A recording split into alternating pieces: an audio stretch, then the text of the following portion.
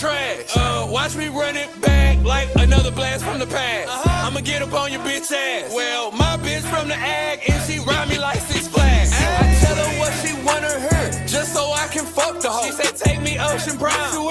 What's up with that Papa though? I know she fuck my partner, I don't care, I ain't gon' cuff the hoe. She thought I was no sucker though. I ain't going to RP trouble though. Oh, Dallas swag. Talking Gino and Mesquite. What else? Tall tees with the tag. I hit her with the big Spain. Boom. I did the Dougie on the ass. RP with the hills. RP. The Bobby Ben's coming back. Ben. Chain. Swung. What's up, Papa Ron? Okay. What's up, Fully Fade? Yeah. What's up, Ron the Don? Nation. Wrist hit like a drum. I'm a real big dick nigga. You can ask your baby mom. What's the play, DJ Q? Ooh, these girls trying to get drunk. Drink with DJ Don Perry on. Freestyle with P Skills on 97.9. Hit that, call me, said I had a pep rally up at Skyline. I snuck my blick up in the school like it was Columbine. We ain't Rudy's, no Popeye. We bank take money, no Lady Gaga. KD did his Waterfield dry eyes. It's Johnny, it's Popeye. Brought the boogie back, Popeye. I'm eating Wings World with my wife. Used to be in Dream World with the Popeye. It's welcome after chaos. Fuck that shit, cut out a rah-rah. Nigga who is yoked out as fuck, work top 5. RPJT guaranteed I can wreck any nigga. Matter of fact, I do a drop-out. Poetry in a knee high. I'm a real live bud, nigga, straight out the beehive. Gang members don't dance, we book. My case, I'ma bend up the club when I'm inside. Hey, what'd you say? I'm at the cabaret with Blueski Wayne. Bitch, don't dance with me if your coochie stank. Get upstage, check your PA. Hey, I'm out in Dallas like TJ. Rudy Chicken and Lemonade. Crown Vic riding on MLK. Dallas, Texas, 2008. Oh, Dallas swag. Watch me do this. Watch me do that. Boogie through the back. I brought Groovy back. I brought Boogie back. Oh, Dallas swag. Talking Gino and Mesquite. Tall tees with the tag. I hit her with the big Spain. Boom. I did the Dougie on the ass. RP with the hills. RP. The Bobby Ben's coming back. Ben. Chain. Swung. What's up, Papa Ron? Okay. What's up, Fully Fade? Yeah. What's up, Ron the Don? Wrist hit like a drum. I'm a real big dick nigga. You can ask your baby mom. See no game. Oh, Dallas swag. Oh, Dallas swag. See no game. Oh, Dallas swag. I brought Groovy back. Oh, Dallas swag.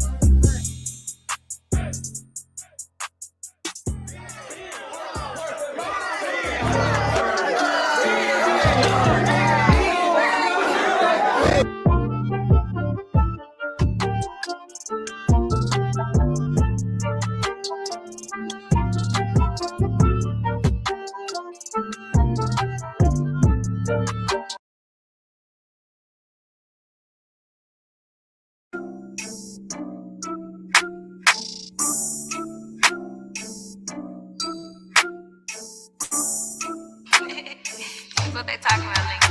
Yes!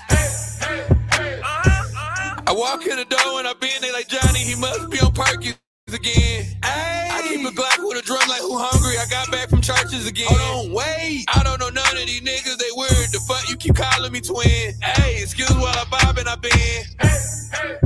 I'm gone off the haze and my bitch black and white like a maid. I pop the bean like a rave. You can get slid from the side just like Usher when he had the waves. I make a drip, delay. Bitch working hip, hooray. I turn the club to a bending parade. Ow, what you say? Hey.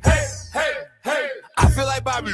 You ain't first and you last. Like take K this the race. Get ready like TDJ. And touch the toast of tradition. Get mixed with the drink. My partner EWP. Straight out Eastwood. You know 6 and 8 running mates. You know I got paper like Genesis through Revelation. Let them racks how I flip through the page. Keep a Glock with a bat like I play for the Braves. I'm a gremlin. I just popped the perk. Knew it's fake. I keep bending. That's too many shots to do save. Turn the chemist when I get to measure and drain. Turn the image. I'm bending. Bitch get out my way. Get the tripping. I end this. I snuck in my cave. Pop a bingo with Krillin. I'm lit. Hey. I just enter and bend them up quick, watch me wait. I grip the red like Jolly St. Nick. I mix the walk and the tricks and the split. I kick the knowledge just like I'm a pimp. I roll the exotic up in the hill. I'm from the jungle, the H had to chill. The trappers, the scammers, the bloods in the crib. I enter the room and I bob and I bend. You know I ain't playing, what you saying? Hey, I'm back on Camp Wisdom again. I pop me a Tesla in 10. I'm starting to feel it again. Yes. I work it, I dip and I spin. I'm sipping tequila, no gin. Free fat pat out the bin.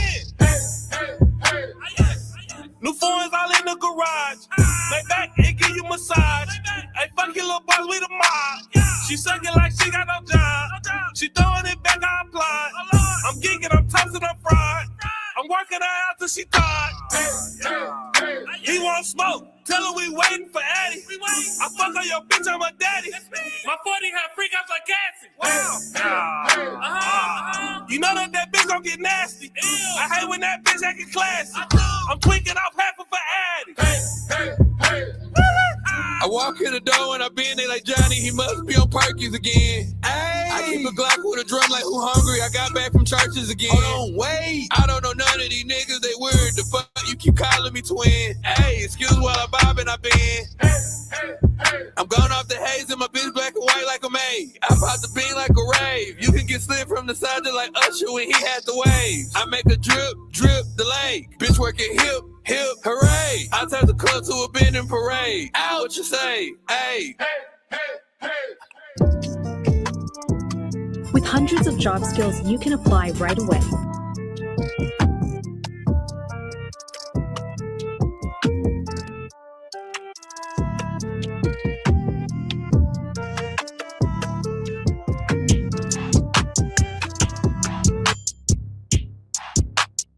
Boy, stay fresh, little bitch. Your boy stay fresh, little bitch. Call me Hitting, hitting, hitting, hitting, hitting, hitting,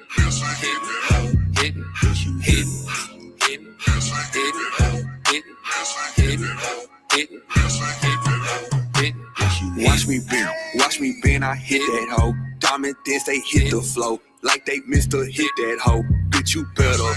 Watch me bend, I hit that hoe. Diamond dance, they hit the flow. Like they missed to hit that hoe. Bitch, you better. Ooh, watch me hit that hoe. Like I'm Mr. Hit that hoe. If she bad, I hit that hoe. Any, many, money, more. I'm picking hoes right off the pole. Smoking Zooty bowls. We having a episode. Now don't ask me about that bitch, you know I hit that hoe. Now don't ask me where she went, don't know where that bitch go. And I got 30 in my glick and I might hit that hoe. And I got 30 in my wrist, that's why it's hit hoe. Your boy stay fresh, little bitch. That bitch bad, you know I'm like rolling dice, you know I'm bitch, you walk up in my trap, make sure you keep my dough out. Ride dirty, 4 deep, we wait for lost a robot. Coast is clear, we hit the gas, I get lucky, don't I? Hitting, hitting, hitting, hitting, hitting, hitting, hitting,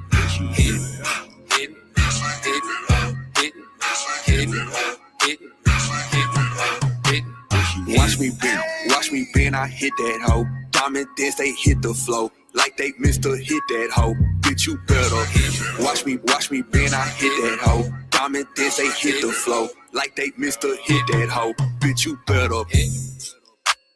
Hitting, hitting, hitting, hitting, hitting, hitting, Your boy stay fresh. Go ahead and drop this shit, bitch. In action.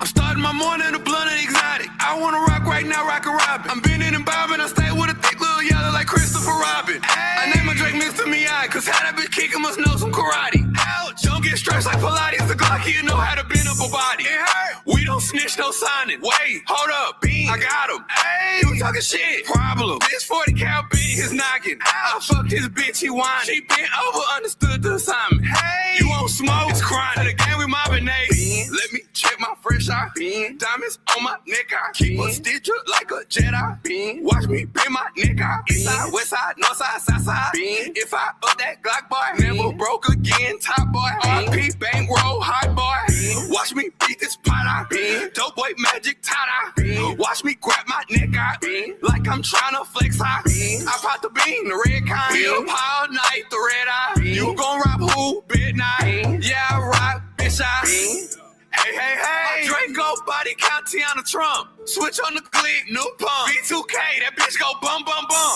I need the money, the blue hunt. I'll be all in my salad, I feel like a crouton. I'll get your murder discounted. I see your gain on the flight out to heaven on Groupon. I'm on a bean, the blue one. Hey, my wrist gray, poop on. Hey, you say you gang, shoot some. Bitch, hand me the Glock, you ain't do nothing. Say, my gang apes, the zoo come. Hey, hold up, Ben, who run it? We just hit a big new bud. Nobody bet not snitch. Bitch, let me check my fresh eye. Diamonds on my neck, I keep a stitch like a Jedi. Watch me bend my neck out. East side, west side, north side, south side. If I up that Glock boy, never broke again. Top boy, RP bankroll, hot boy. Watch me beat this pot out. Dope boy magic tie. Watch me grab my neck out. Like I'm trying to flex high. I pop the bean, the red kind. Bill all night, the red eye. You gon' rob who? Bet night. Yeah, I rock, bitch, I Ben.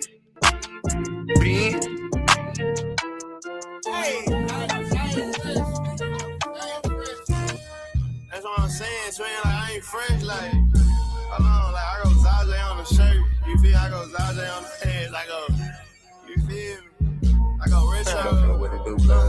Hey, say what you mean? What you mean? Huh? I ain't having that shit on. Feeling myself with this fit on. Zazé shirt with the Ricks on. I got a few ways you can get on. You playing, I might put your bitch on. Murder or baby to stick on me. Hope you ain't think you can pick on me. I walk in the party, I bend, dip on me. I walk in the party, I jig on me. Flex on my muscle, get big on me. Nah, I ain't worried about shit. I punch on the hater and kick on it. Play with that paper, the clip on it. Like 30, I'm finna get rich on it. Hey, I'm rolling, but I'm trying to rock. Pots on swole. Rock. I fuck with one snatch it all on the back of my Crocs. I'm fresh like a new pair of socks. My bottoms, they matching my tops. My socks, they matching my hat. The chopper, it came with a sock. Go. Play with this shit, that's a no-no. My young nigga spin. Yo, party work, baby, now this ain't the solo. I came with a Glock, I ain't solo. But all these niggas like Bobo. You know, Taj, they gon' shoot from the logo. Creasing my jean with the polo. Pop my phone, take a photo. Hey, I ain't having that shit on.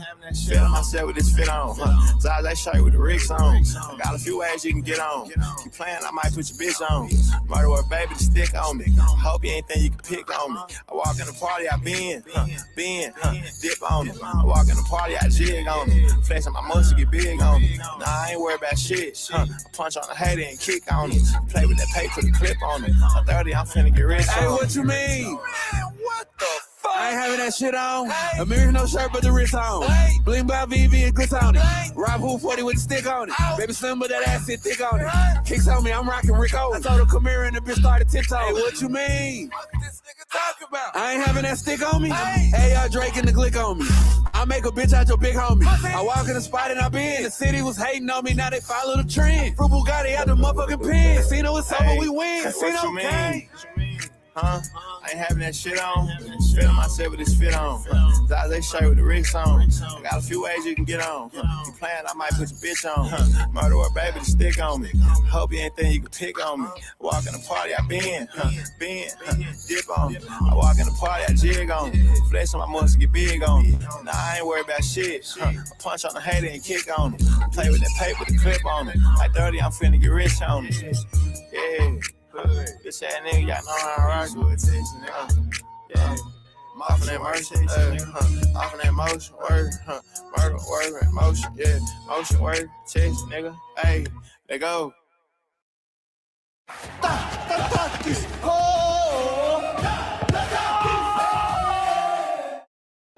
Whoa. What's that? I just...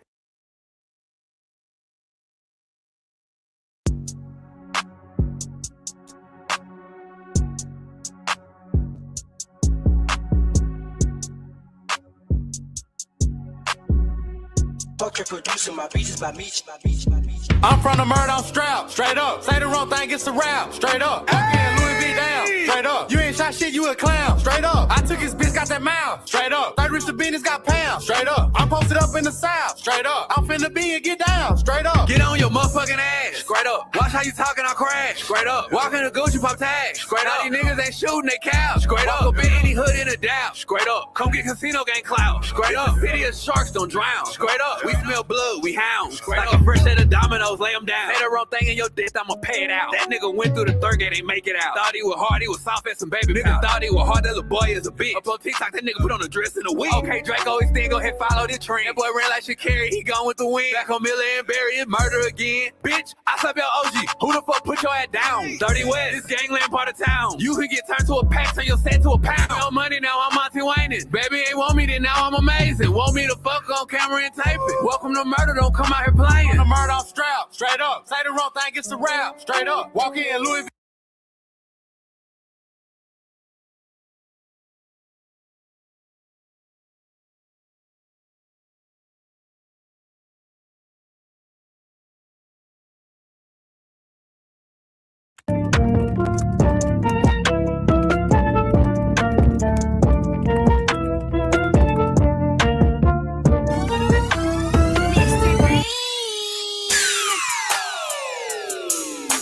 Show me what you know. Get it, go. Let's rock the show. Work to the door. Yeah, nation, here we go. Let's get it, let go. Hey, girl. I need you to rock. And hey, bro. Rock it. Show what you know. Rock it. This way. Rock.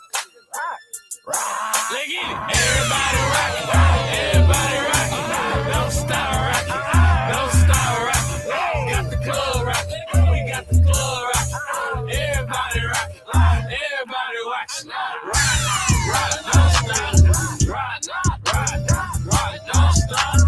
Everybody rock. Southside Fade. Southside Fade, Lil Kiki. I'm rolling on the blue Southside Fade. Southside Fade. Hey. Southside Fade. Hey. Southside Fade. Hey. Southside Fade. I smoke too much skunk. I can't feel my lungs. Texas where I'm from. New Kiki the Don. And I keep a gun. Smoke a op like runs. Bitch, I'm out of Texas. Southside Fade my cut. What they know riding on bus. Texas up in my cup. Down here we bang screw. Michael, I shot that up. I done came down out of swamp. Got a whole lot of drugs, lot of guns. Got a whole bunch of thugs up on bond. Southside Fade, Kiki the Don. Wilfred did my. Did that, did not. My chain hit it, kickbox. VVS dance, they TikTok. Don't get yourself slapped, little Chris Rock. Southside Fade, Lil Kiki. My bitch tatted up like Nene. Watch me work my. I'm rubbing on my head. I'm groovy, loopy, yeah. Watch me work my legs. Southside on my head. But inside we bang red. Yo, gang, they rest, they fed. Southside Fade, fuck what they said. Southside Fade. Southside Fade. Southside Fade. Hey! Southside Fade. Southside Fade. Hey! They test me, I'm stretching them like Jesse James. Nights like this, the Drake make it rain at the cave. Southside Fade, I feel like Kiki 98. And I choke up the deuce like I'm Paul. And I'm feeling like Flip, got these diamonds all up in your face. And them swingers go creep and they crawl. And I'm beating no butt when I'm cruising on your interstate. Hey! RP Kenny Lou, I had to scoot up. I'm rolling on the beam, boot up. Hey, we want to smoke, hook up. My bitch bad, yours got fupa. I got more chains on the Richter ruler. My Glock shit bag, the pooper scoop. She don't like to work, prostitute her. Brand new bag, hallelujah. Southside Fade. Wilfred did my. Southside Did that, did not. My chain hit it, kickbox. VVS dance, they TikTok. Don't get yourself slapped, little Chris Rock. Southside Fade, Lil Kiki. My bitch tatted up like Nene. Watch me work my. I'm rubbing on my head. I'm groovy, loopy, yeah. Watch me work my legs.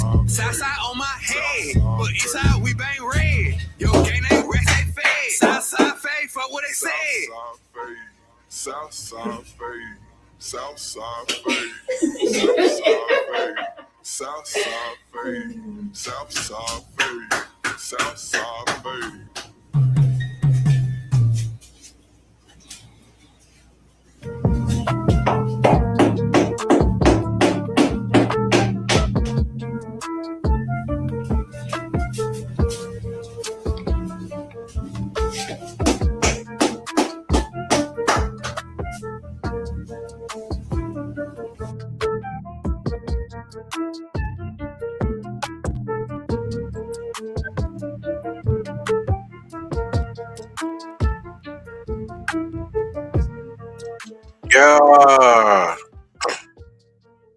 Yeah. Back for another classic. It's your host, Vino the Most. Birthright Citizenship that went down in the USA. Let's talk about it. Ja Morant go to Portland. Let's talk about it.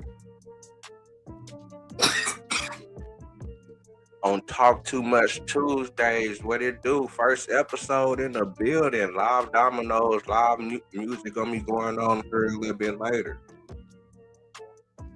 The first rule though, because we always gotta do something before 2 though. Make sure you're pulled up and rolled up. You know, I'm glad that you showed up to comment, like, subscribe, tell a friend, and do it again. Now, we're going to tap into this Ja Morant to Portland.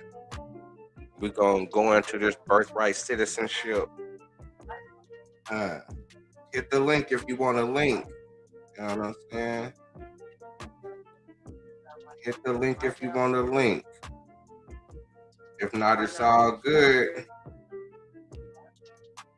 If not, it's all good.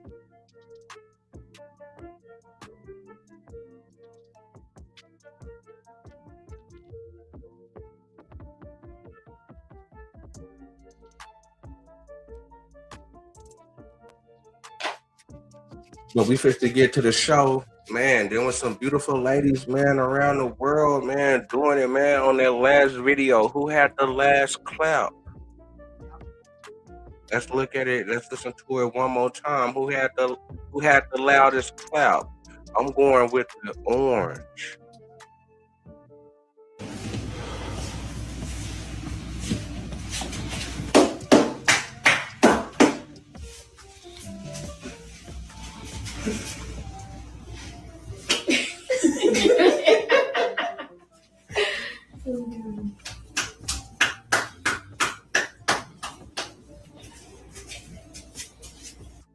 But if I was gonna pick one off the rip, I'm going with Shawty right here. You know, I kind of like that chocolate dark a little bit, not too light. But it looked like she was also kind of slush, kind of thicker than everybody top and bottom. But the orange is the loudest.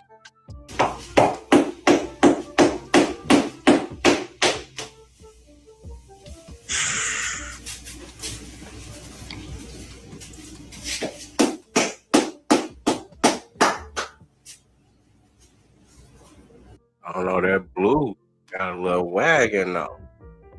I don't know, put it in the chat. Let me know what you think. Let me know what you think, man. Some beautiful ladies out there, man. Gotta show some love to the goddesses. Shout out to Shawty Red, because I got a goddess over here with me right now, boy. Best believe that. That's a fact, though. But we first to get into the show, though. And we first to get into this Ja Morant. We first to go to the beginning of what happened with Ja Morant. Let's check it out. Just like I say, you can tap in anytime you want to tap in. And it's all good. Let me see something real quick.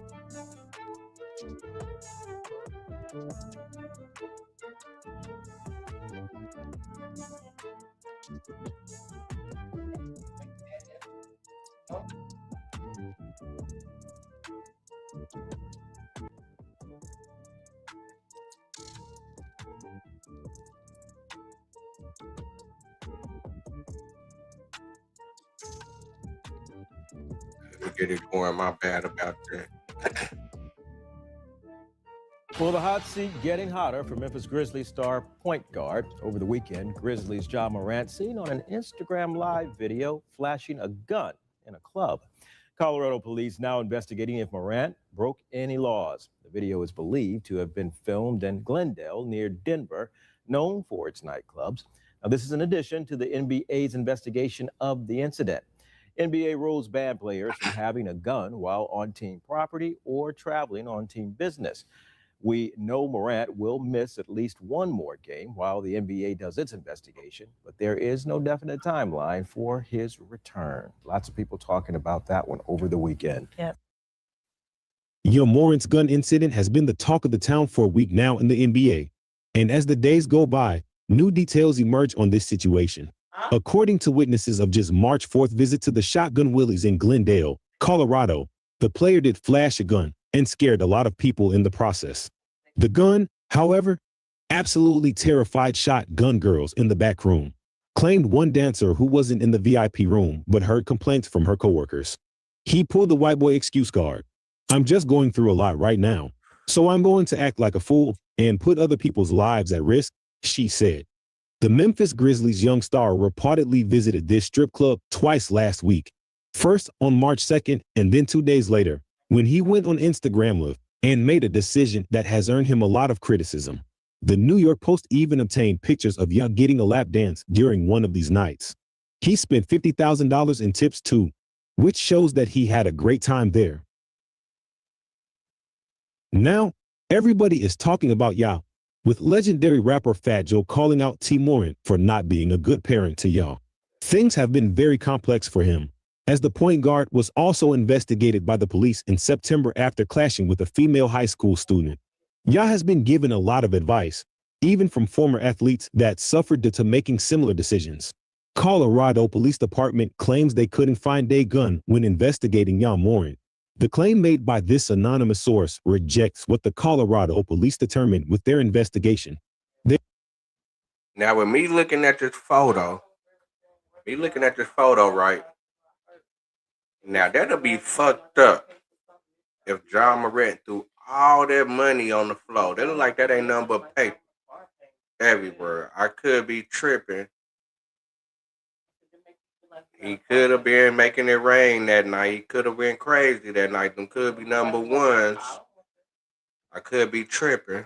But it looked like it's a whole bunch of money all over the floor. Now, if she went back and told the folks all this and that, because a little pistol, man, that's some hoe shit, man. I wonder what this girl looked like, man. Was she a white girl? Was she Mexican? With their hair looking kind of suspect. That could be some weave. But man, that's why we gotta stick to motherfuckers that's from the game and that's gonna stay with the code, man. Now he been going through all this because he having a good time at the strip club. He done threw big money at it and got her paid. She done ran back to talking about he got a gun and this and this and that. Talking about he put people's lives in danger, man. That's some whole shit. It recently released a statement saying that they couldn't find enough evidence to press charges against Ya, while also clarifying that no gun was found. This is a curious situation, as nobody knows what could have happened there. That gun was very visible during just live stream, so it's curious to see that nobody could find a trace of it afterward. The NBA is said to be connected with powerful organizations, and either they worked their magic here or just team made sure to clean everything. Of course, this is pure speculation, and the league is yet to make a decision on Ya. But when it comes to the police, they have no reason to press charges against him.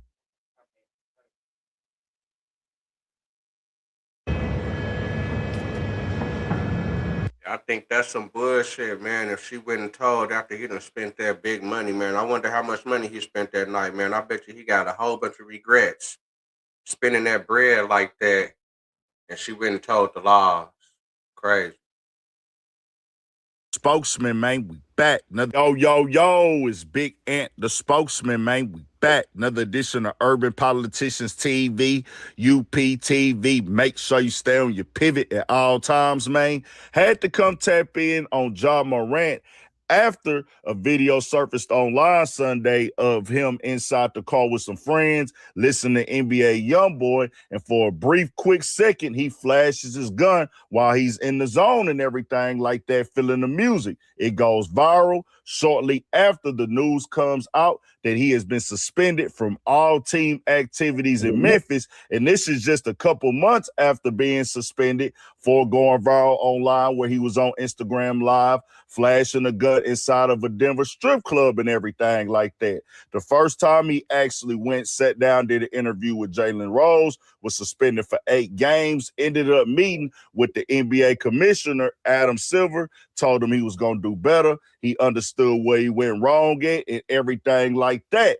Well, now Adam Silver has spoken out again, saying that he's shocked. He can't believe it, and they just got to see what they're going to do from here on out. No actual suspension has been handed down yet, but a lot of people are actually speculating on where his future is going with everything going on like that. But he has now actually put a statement out to the media in the NBA and said this: I know I've disappointed a lot of people who have supported me.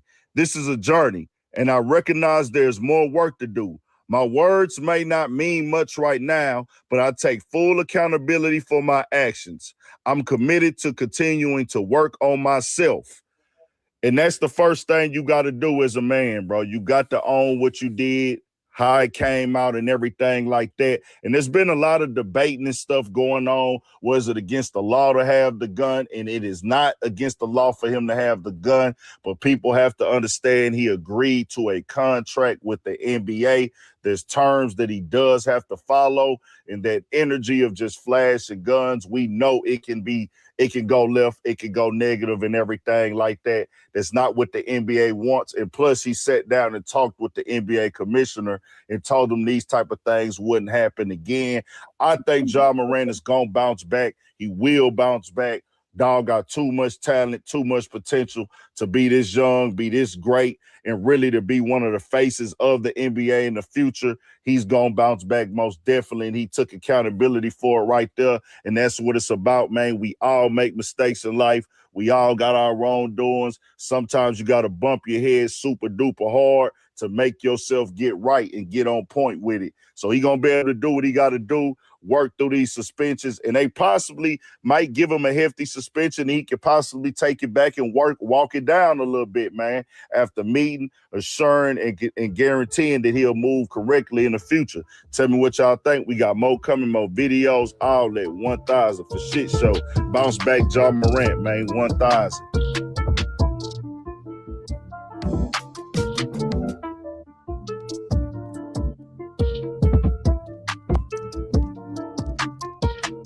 Ja Morant from all off-season team activities pending the league office's review of the video that surfaced over the weekend of him waving a gun in a vehicle. Less than 2 months after Morant and Silver met to discuss a similar incident that resulted in an 8-game suspension. Here's Commissioner Adam Silver's reaction yesterday with our Malika Andrews. We talked directly about the consequences first before we got to a subsequent potential to have done something wrong. We were very focused on the misconduct that was in front of us at the time. And frankly, most of our conversation was about how incredibly serious the first incident was of waving, a firearm on social media. Honestly, I was shocked when I saw this weekend that video. Now, we're in the process of investigating it, and we'll figure out exactly what happened to the best we can then. It's the video's a bit grainy and all that, but I'm assuming the worst, but we'll figure out, exactly what happened there. Ja Morant released the following statement last night. I know I've disappointed a lot of people who have supported me. This is a journey, and I recognize there's more work to do. My words may not mean much right now, but I take full accountability for my actions.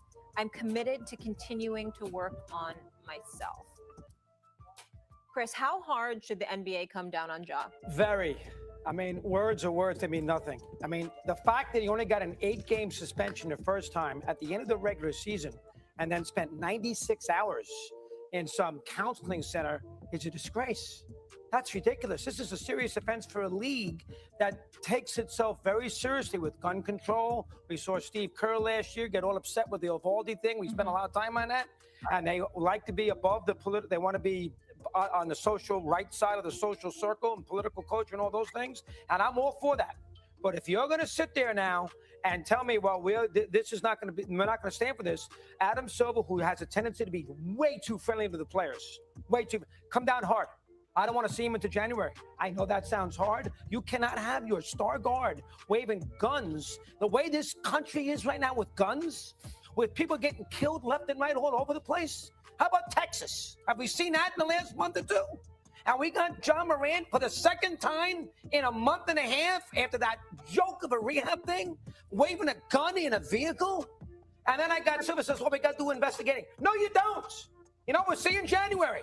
40 games. Show some toughness. Don't be friends with the players. Show some toughness. If you want to be considered the league that does the right thing, the right thing in here is I'll see you at the halfway mark. Go to a proper rehab center. You go for 30 days. You don't go for 96 hours. You go for 30 days, which he didn't do the first time. He made the whole thing a joke the first time. And the NBA allowed that to happen. And then off he goes again. And then Silver's explanation last night to me, this seems to be serious. I was shocked. Shocked! He only gave him 10 games. He was in rehab for 10 minutes. Shocked! How could he be shocked? So I was very down on it, and he's got to go for a while. I know that's a hard thought. I said the same thing on radio. I'm not backing off it. 40 games. See you at the halfway point of the year. When we talked about this yesterday, one of the things that I mentioned was we weren't privy to the conversations when he was first suspended. We didn't know if they had discussed, another infraction, what the penalty would be. And it seems pretty clear from that conversation between Adam and Malika that actually wasn't discussed. It wasn't discussed if there was another incident. And I'll say this again, in both these gun waving incidents on IG Live, there has been no law that's been broken. As far as we know, Colorado police investigated, no law was broken. Assuming this is in Tennessee, open carry allowed in that state, assuming he has a permit for whatever it may be, no law has been broken. The reason I bring that up, it is very clear in our CBA what happens if you fail a drug test for performance-enhancing drugs or a street drug, a narcotic. It's very clear. It's this amount of games. It's very clear if you get a certain amount of technicals or a certain amount of flagrants, how much you're going to be suspended. And so that's where I think a 40-game suspension, the precedence for that, for not breaking a law. Again, we can go into the backstory of the incident with the teenager, Jaws claiming self-defense, that the teenager threw the ball in his face. We can go into the incident at the mall when he yelled at his security guard. We can go into the incident with the Indiana Pacers traveling party. As far as we know, all of these things have been investigated and no law has been broken. I'm not condoning the behavior. I'm not saying there should be no punishment. There should be. There should be consequences. You are the face of the league. You are representing the NBA. You are a role model to young kids. All of that. I don't think half a season is the right answer. And the last point I want to make, because you bring this up, the guns on social media. We talk about consequences. Look, in our half a season it turned into like a 2-year process, a 2.5-year process. That with what happened, they make that decision, which we know they did make that decision. It turned into a 2-year process. Country right now, gun culture is pervasive. It's pervasive. We've got mass shooting after mass shooting, and nobody's doing a damn thing about it. So I get why we're so sensitive to this right now. But there's no consequence for Greg Abbott telling his constituents that they should go buy more guns, and then we have mass shooting after mass shooting in Texas. There's no consequence for an elected Tennessee official to send out a Christmas card holding AR-15s with his young family, and then there's a shooting in his very district. There's no consequences to that. So why are we trying to lay down the hammer on a 23-year-old who didn't break a law? Explain that to me. I couldn't believe how much mucus came out of my lungs. And I'm happy JJ Redick is the head coach for the LA Lakers, because we need coaches like that that's going to speak up for the players like that for sure. Never be the same. That you just have to. The reason why Ja Morant should get 41 games, and according to that source close to the commissioner, he likely will get 41 games, has nothing to do with mass shootings, guns, politics, or anything else. Shannon, what's your reaction to these latest developments? Skip, I think a lot of people say I wanted me to come out here today and say I'm surprised, I'm shocked, I'm disappointed in Ja's behavior. And I'm not. I said before, the best apology is change behavior.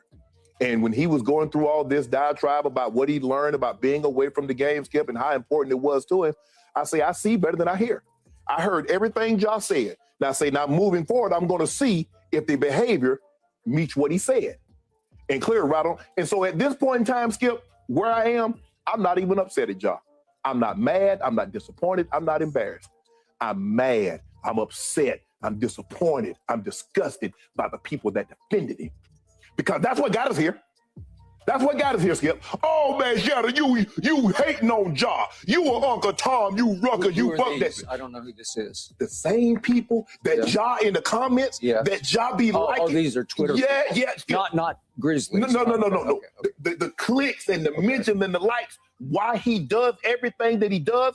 Skip, I need somebody to tell me the fascination he has with guns and feel that he needs to be on IG Live, that he needs to see people see him with that tool on him. What is that? Is that the only way you could listen to young boy, NBA young boy, Skip? Is that you got to have that stick and bob and weaving and bouncing and your homeboys. That iron. Yeah, Skip, he want that. Hey, you know I told that fire with me now. Yeah. Skip, I get it. Because I've had homeboys, and my homeboys look at me, they don't look at me as Shannon Sharp, the guy you see on TV, the guy in the NFL. So when they would ask, man, I went to Savannah State. You know Shannon Sharp? That's my best friend. Call him. No, I don't need to impress you by picking up the phone and calling him. I don't know why Ja homeboys need to put, every time Ja get around, they need to be on IG Live. Ja roll with you. That should be good enough. That should be all the validation you need. But they need further validation. That's why they pick up IG Live. Look who you're in the car with your boy. I got Ja. You were on Devontae Pack's IG Live, not on Ja's. But I'm saying this time he has to pick up his IG Live to get validation to say, I know Ja. Ja, my boy. He roll with me. Skip, it's one thing to say, oh yeah, I know Ja Morant, but to have Ja Morant. Look, he's sitting beside me in the car. We on this. Skip, so now, see, here's the problem. See, Ja can't do any further embarrassment to himself. Yeah. What about to the Memphis Grizzlies? What about to the NBA? What about the Nike? What about the Powerade? Now, I want to know who's going to be the treasurer of that GoFundMe, because he's about to lose that NBA contract. He's about to lose that Powerade endorsement. Now, I want to know, they said, I want all the people that said, let Ja be Ja. Are y'all going to be the treasurer of that GoFundMe account? Because he just lost $39 million because he wasn't on one of the 3 all-NBA teams. He's about to lose another $20-30 million of these endorsement deals. So I want to know, in the process of Ja being Ja, do your thing. What y'all gonna do now? Who's gonna run the Ja's defense, Skip? All them people that say, oh, Shannon. See, here it is. Guess what, Skip? I read the Skip. See, you don't read the comments, Skip, because I want to get a vibe. I want to get a sense of what the temperature is of what they're saying. What about the Second Amendment, Shannon? He a law-abiding citizen. There's a lot of things you can do. But if I were to post it, Fox is going to have a problem with what I'm posting. I understand that. I'm smart enough to understand some things aren't meant to be posted. It's meant to be confined in your own home. Yeah. Why can't y'all understand it? Why, Ja, bro? This isn't about produce. It's about what you produce with it. With Shipped, no order is ordinary. Take anybody from the street, Skip, and they do what Ja pretends he wants to do, bang, for Leah. Say, you know what? I'm going to give you an opportunity to get up off these streets. Yeah. I'm going to give you a contract for about $200 million over the next 5 years, but you got to give up banging. What you think they're going to do, Skip? All of us, for real? Oh, all I got to do is put down this iron, and you're going to give me $200 million. Yeah. Prime example, Jay-Z. Jay-Z was in them streets. Yeah. I'm leaving that behind. Yeah. 50 Cent was in them streets. Snoop, I'm going to leave that behind. Yeah. This man is a CEO of Ja Inc. What CEO you know carrying a tool? What CEO you know on IG Live? I don't see Tim Cook. I don't see the Murdochs. I don't see anybody of these big corporation CEO carrying a stick around. No. If you feel that unsafe, High security. All you gotta do is, that's what most of them do. You don't see LeBron without his team. You don't see most of these guys, high prominent profile people that feel that their life might be in jeopardy. High security roll around with you. But nah, I don't need no security. I got that fire with me. Let y'all know I'm about this life. Ja, your mom and dad did everything they could to protect you when you were growing up. So give you the best chance to be successful, to get out of the environment. Now, it looks like Ja came from a middle class, but whatever it is, Skip, he wanted to ascend to a high level, have better than what he had growing up. He get to that point, and not only does he not want to go back to the middle class in which he came from, he want to go back to the trenches. He want to go back to the mud. Huh? After you make 40 mil, you making 40, 50 mil a year, and you want to live that lifestyle? For what? It's all about pressing clicks and likes, Skip. Because see, Skip, sometimes when you can put something up, Skip, and you get 25,000 positive, good, Shannon, that was great, that was good. But it's that one negative, and you start to think like, damn, why didn't they like it? See, Ja get that one thing. When he did that, Shannon, that man just having a good time. Ain't nobody get hurt. The gun didn't let off. Ain't nobody doing that. Man just having a good time. He just vibing. But the NBA says in the bylaws, on premises, on an NBA business, you can't have a firearm. So all that, what you're talking about, the Constitution, is out the window because the NBA is a private entity. They get to set the guidelines in which you must abide by. So, Skip, I'm not even surprised. I'm not even disappointed. I'm not upset at Ja because I see Ja for who he is and what he is. I hope all of those that support him. Skip, I ain't throwing him away now. I'm not throwing him away. I'm not going to do that. We create. He got threw away. I don't know if the injuries played I don't know if he was really injured. I don't know if they put him on the shelf to make sure he didn't get injured last year. Kind of shut him down. They was getting rid of everybody that they was making them playoff runs with. But this whole incident led to a 2 to 3 years, but this 2023, 3 years of now being traded. You know what I'm saying? And now they questioning him and saying, okay, is he a bum? Do he still got it? You know what I'm saying? Now he got to prove himself, and we going to look at that also. Demons. We've got to chase them away. So until...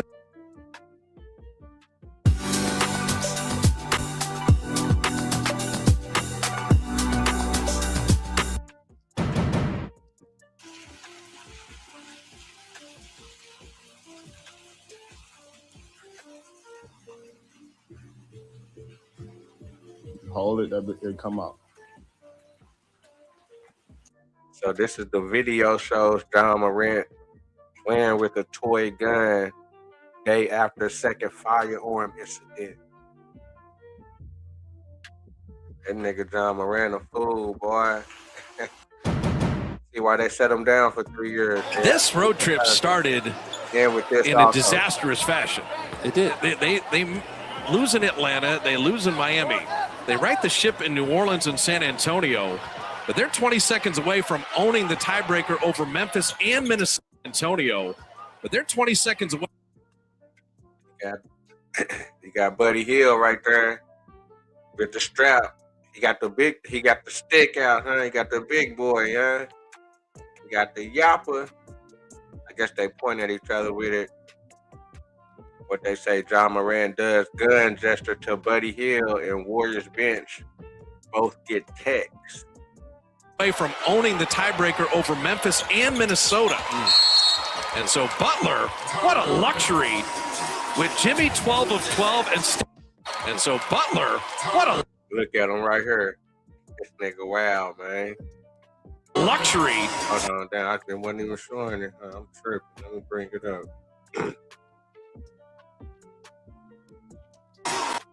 In San Antonio, but they're 20. So you see Buddy Hield right there hitting him up with the chopper right there, right? He got the big boy.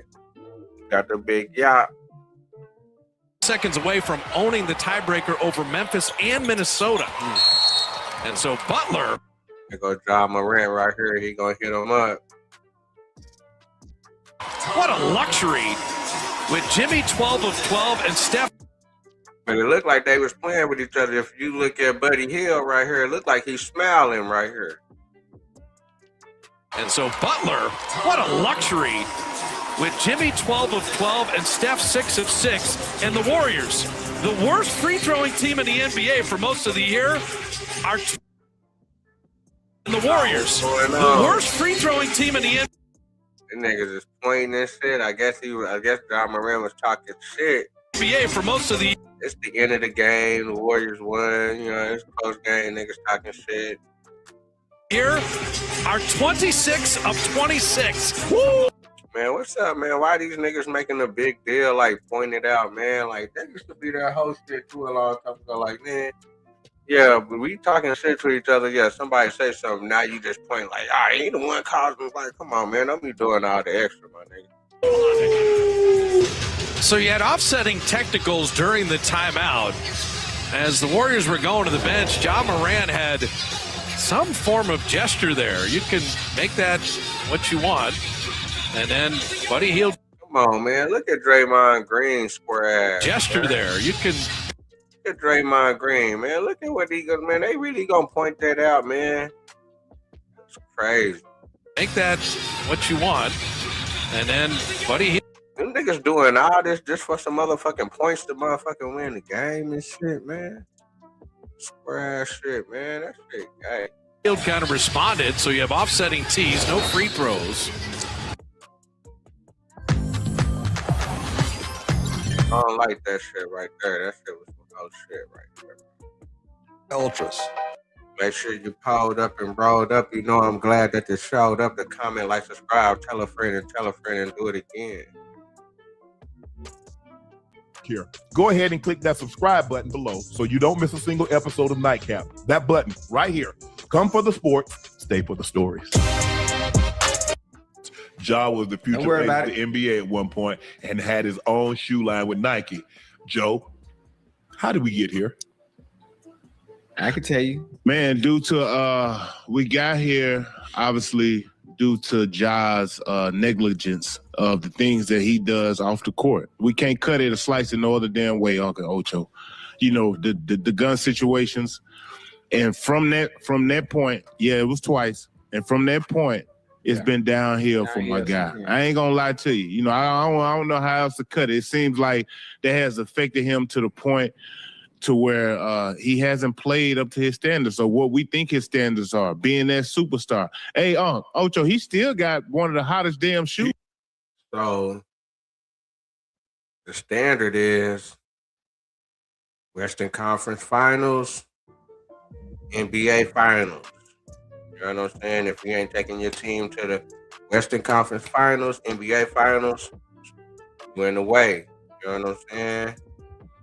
You in the way for real though. He's out here, his ass ain't even been playing. And he about to drop another one. Mm-hmm. You know what I mean? So I don't know about y'all, but for me being a basketball head, I love and enjoy watching that young man play. I want to see him get back on the court. I want to see him get back playing and having fun playing. See, it's a difference, man. It's a difference when you play the game and you ain't really worried about all that outside noise and you can just hoop. You know, when you know at the end of the day, you still, even though you get paid a lot of money for it, you still want to enjoy it and have fun. If we lose sight of that, once we get in these professions because it's so much on us to be able to contribute and perform on a night-to-night basis. Right. And to some degree, a lot of cats ain't ready for that. Sometimes it happens a lot too fast, too soon. And next thing you know, you caught in a heap of trouble. You feel what I'm saying? I just want to see the young man get out the rut. I want to see him get back to ball, and his shoes gonna sell. Hell, it's a high commodity. I just want to see him get back to playing the game, bro. But he gonna get back, Uncle Joe. He gonna get back. And listen, a change of scenery is always great. It's always great. And one thing, not just any scenery, a scenery where there's structure, huh, Joe? Yeah. You hear me, Joe? Yeah. You know? Yeah, I'm with you. I'm with you. A place where there's discipline. You know, with you. The person who sits at the top, he rules with an iron fist. So some of the stuff you got away with, you know. So he just went to a place where they just got a new head coach. I don't think the head coach really did anything. The environment, the head coach that was there, shout out to Chauncey Billups. He just got hit with a Fed case, gambling. I don't think Portland, but I think they going through something with Damian Lillard.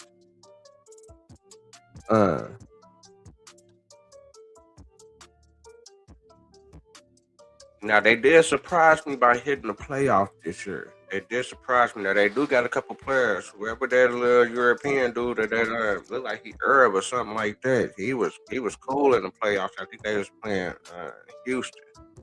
And he had a nice little game. That was my first time seeing him get down. You know what I'm saying? But I know they got one dude. They got some ups. Sharp. I know he be dunking on people. I know they got Drew Holiday. They got Scoot Henderson. And I was thinking, like, man, it could be an old Detroit Piston look. It could be an old Detroit Piston look. The pass down there in Memphis, you know, it ain't gonna flow here. This is the great organization from top to bottom to have a player like Ja down here in Miami. Come on down here and revive your career. Hey, the only thing. Go ahead, Joe. Go ahead. Huh? So this is before he went to Portland, so they talking about it. And, you know, when I feel, you know, Shannon Sharp, you know, I guess that he could have made more money, he could have been more impactful on his career, made it, you know, as far as, you know, what was written about him, kind of how he went down in history, his legacy. And I see what Shannon Sharp is talking about with that, you know what I'm saying? When all that stuff kind of first came out, I really thought they was kind of like picking on him, kind of doing too much. You know, just like JJ Redick said, you know, he really wasn't breaking no laws or nothing like that. Yeah, he got a gun. I guess it was so much of a bad look that, but I just think that it was more on trying to punish Ja Morant than the bad look. It was more on the public, and certain people wanted to see punishment towards him because he's with the NBA, he's making all this money, and they try to hide behind, say, well, you know, he a role model, kids is this, and if he gonna be making this much money, if y'all want to do the right thing, y'all got to do this. If y'all a company and y'all doing the right thing, that old type of stuff, and putting that pressure on the company to say, or, you know, to put the most silly ass questions out there, like, you know, they didn't do the right thing. That old shit like that to try to bring down what you got going on. You know what I'm saying? To try to like taint your shit a little bit. You know what I'm saying? From a young guy, 23, had a gun in the strip club, had money all over the strip club. I don't even know about the stripper went to go to jail anyway. But I guess she was uncomfortable. So I guess he was goofy for that. You know what I'm saying? You know, kind of being around people like that, and they ain't really game to the situation. Got him hot the first time. Come back through with his partner. They chilling in the car, but he's doing too much. In their eyes, you in the car waving guns. We already kind of got eyes on us for the situation. Boom, not too long. Boom. Do it quick. Kind of shit on the Adam Silver a little bit. He got to come talk about you again. So, but it's more of the media in the outside putting pressure on the company to say, well, you know, well, what you gonna do is you gonna do the right thing, because if I get caught at my job doing this, and they gonna do this, you know, so they try to play their game. So within that whole mix, Ja Morant name that kind of disappeared in the game. You know what I'm saying? Like, you really don't hear about Ja Morant too much. Kind of sat out. He only played 20-some games last year. I think they went out last year, first round in the playoffs against the Lakers or something like that. I think, if I ain't mistaken. But they just kind of disappeared, and he in this situation. But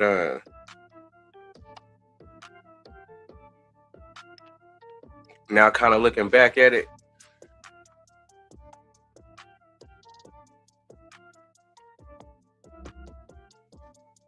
You know, it's just some people that just gonna make these type of choices on their own and gonna put themselves in these situations to where he got his parents there. It seemed like his parents was there helping him out. Mom and daddy, they've been there since day one, kind of good people. Daddy sit courtside there supporting, but you can't hold your kids' hands every day, you know what I'm saying? You gotta kind of let them do their thing. But still at the end of the day, I guess like the people say, you work for these certain people and you in this position of legacy and greatness, of athleteness, and want to, you know, get your brand off and be able to capitalize as much as you can while you in this window. And I see what the OGs be talking about with that. So I guess it's a wobbler. It's another wobbler, you know what I'm saying? It's another wobbler, you know what I'm saying? Do what you want to do. You got your own life. You know, really can't nobody tell you what to do, but at the same time, while you doing that, is you handling your business to the fullest. The only thing about that, Ocho, talk to me. Take your time now. You gonna have too many damn non-shooters, man. Oh, you know, no. Hey, Clay will be here. Oh, my bad. Hurt, huh? I'm sure he. The likelihood as you get older, you get healthier. It ain't happening. Well, he ain't that old. Because remember Remember when D Rose? It's only even the greats. Michael Jordan didn't attack the paint. What he had to develop the fadeaway. Kobe had to develop the fadeaway. You ain't gonna be above the rim forever.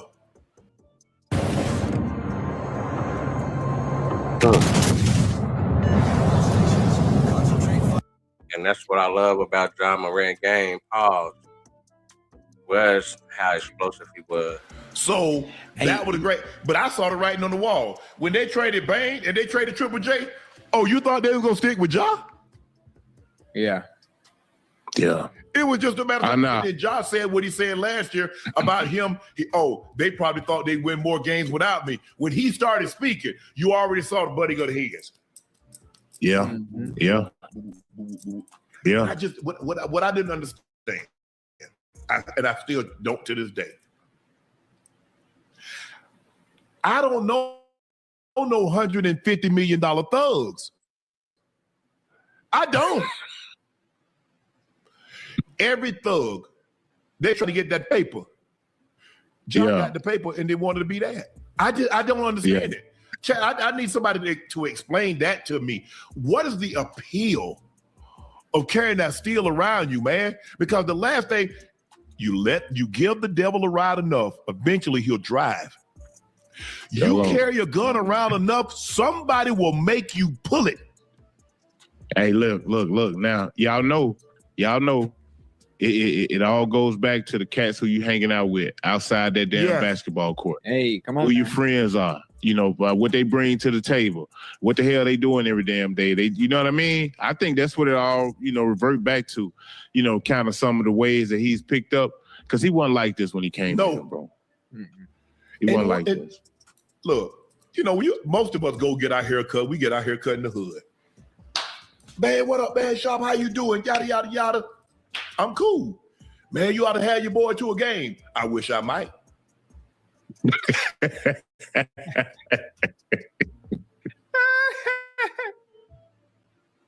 Absolutely I like that. Hey. I don't fool around like that. I'm not finna be riding because I ain't finna pretend. That ain't my life. That ain't the life of people that I hang around with. So I get to that level. I've never hung around with people like that. Right. So I get to that level. I'm who I am, as visible as I am. I make the kind of money that I make. And now all of a sudden I'm gonna ride around with a bunch of y'all, a bunch of shooters. No, sir. No, sir. Make that make sense. And I damn sure ain't gonna have one on me. I ain't now. Hell no. Nah. Yeah, Joe. You ain't gonna have it? Okay, bet. I got something else. Don't worry about it. No, I don't think I'm better than anybody, but I don't want to put myself in a situation because at the end of the day, I'm the name. Ja is the name. Don't nobody know. I mean, you hear the story that the NBA did, that somebody in Ja's car put a red dot on somebody. He all in Denver. And he got thinking this. Come on, bro. Come on now. That's too much. Hey, that's that young and naive though, Uncle Ocho. You know, you think you're invincible, bro, when you that young. You making that type of money. Come on, man. We got to try to put ourselves in that young man's shoes a little bit. You know what I mean? Like, you got the hottest shoe on the market. You a damn megastar from when kids see you because they just adore you. You know what I mean? Yeah. Hey, you know how we travel as a professional team. I don't know the type of security it is with football, but in basketball, bro, it used to be real easy to get on the plane with a blick. You feel me? Yeah. Well, because you didn't have, well, we didn't have, because what we do, we just pull right up. Before 2001, we just pulled right up to the tarmac, Joe. Get out and get our ass on the plane. You absolutely, we never went to the airport. Ocho, we pull right up. We pull right up to the plane. You ain't gotta take more than 10 steps. Your ass sitting in your seat. Yeah. Absolutely. Yes. That's how it used to be, bro. Yeah, everything changed after 9/11. Yeah. And then even when they moved airports, they would drive us right to the tarmac. Even at the regular airport, we didn't go inside. We drove right to the tarmac. Got out the bus, got up, went on. But here's the problem. This is what I'm trying to understand. Joe, sometimes when you come from that environment, you just say that ain't what he was. You wait till you get to the NBA, you worth $100+ million, and that's what you want. That's what you choose to hang with. Hey, that's that Memphis, boy. Hey, that's that Memphis. He got too much Memphis in him, boy. I just want barbecue. They hustling down there. Hey, yeah, they got some barbecue. That's all I want. Barbecue.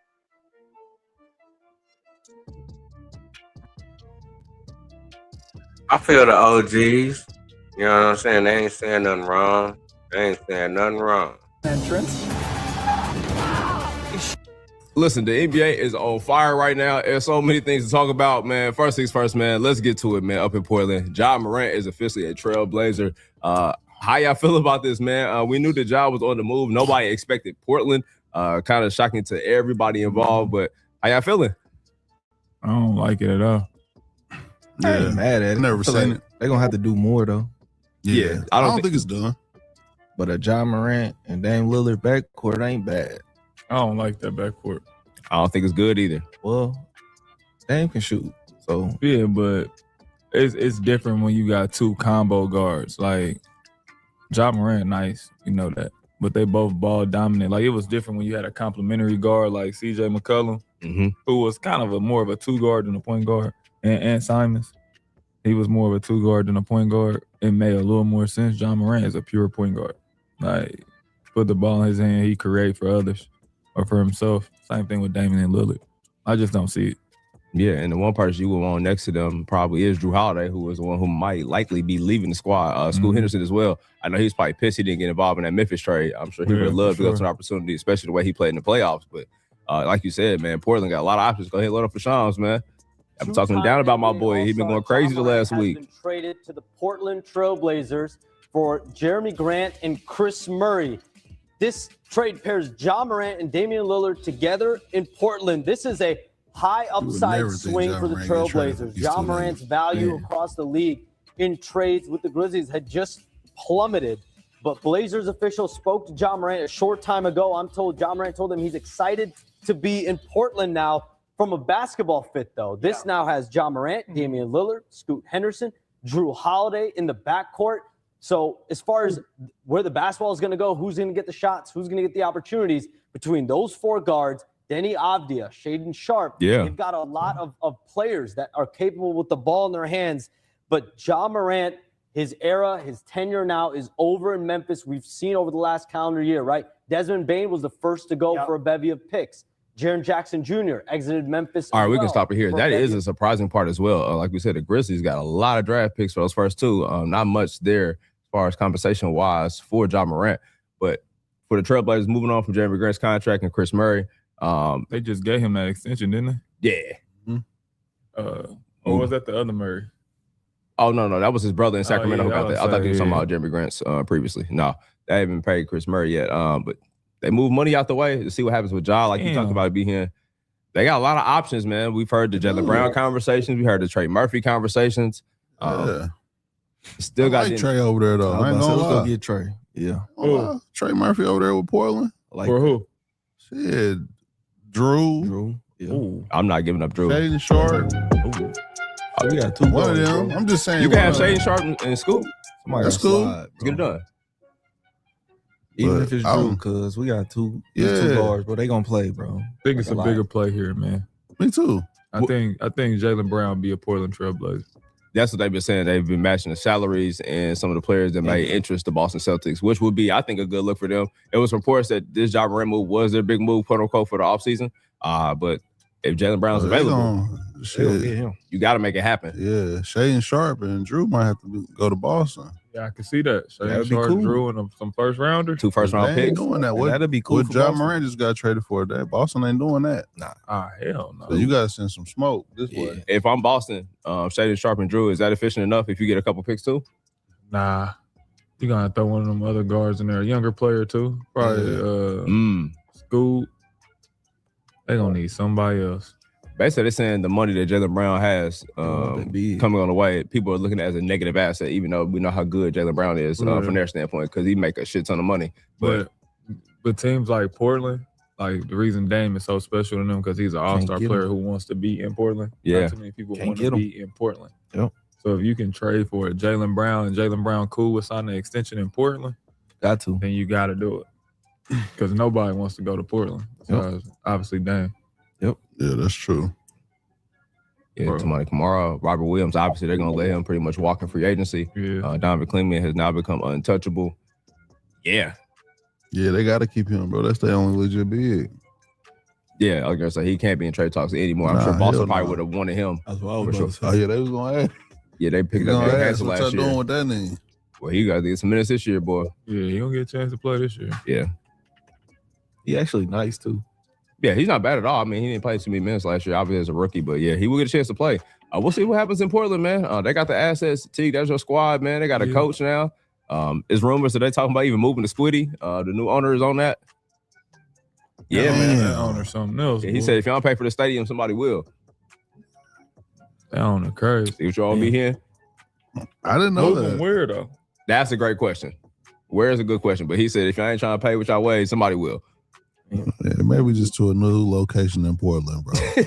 Not another city. They got the greatest fan. They got one of the best fan bases. Yeah, big dog. but I don't think they're moving around the corner. Yeah, they're not taking them. Portland is not. Don't let DJ put that in the air. Portland is not leaving, bro. No, I don't think they should leave at all. Portland's a great sports city, 1,000%. But that's what's going on, man. That's why he's trying to save on them t-shirts, man. We'll see what happens as well in that situation.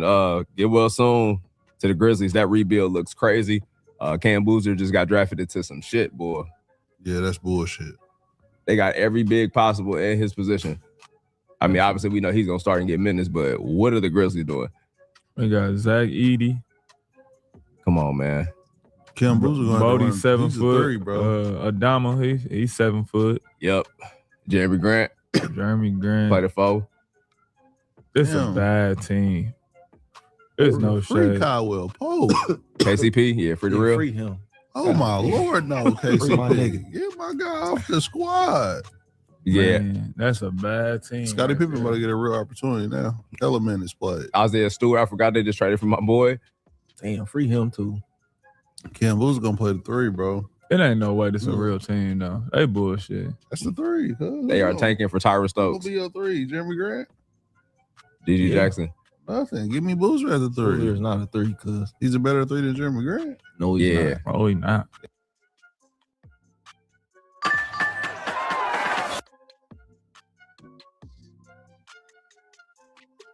So some of them don't like the basketball pickups. I kind of like the basketball pickups. I like the Damian Lillard. AKA Ja. And I like the Damian Lillard and Ja Morant together. Like I said, it remind me of the Detroit Pistons. Isaiah Thomas, Joe Dumars.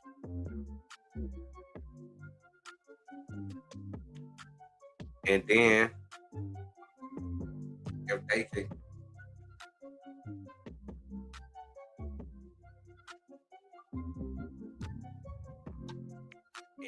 they can have Jaylen Brown come through, I mean, that's a nice little pickup to where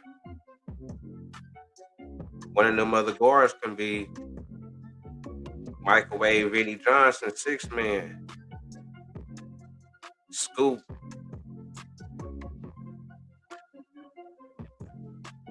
Or Damian Lillard. I mean, not Damian Lillard, but I guess they saying Drew Holiday up out of there.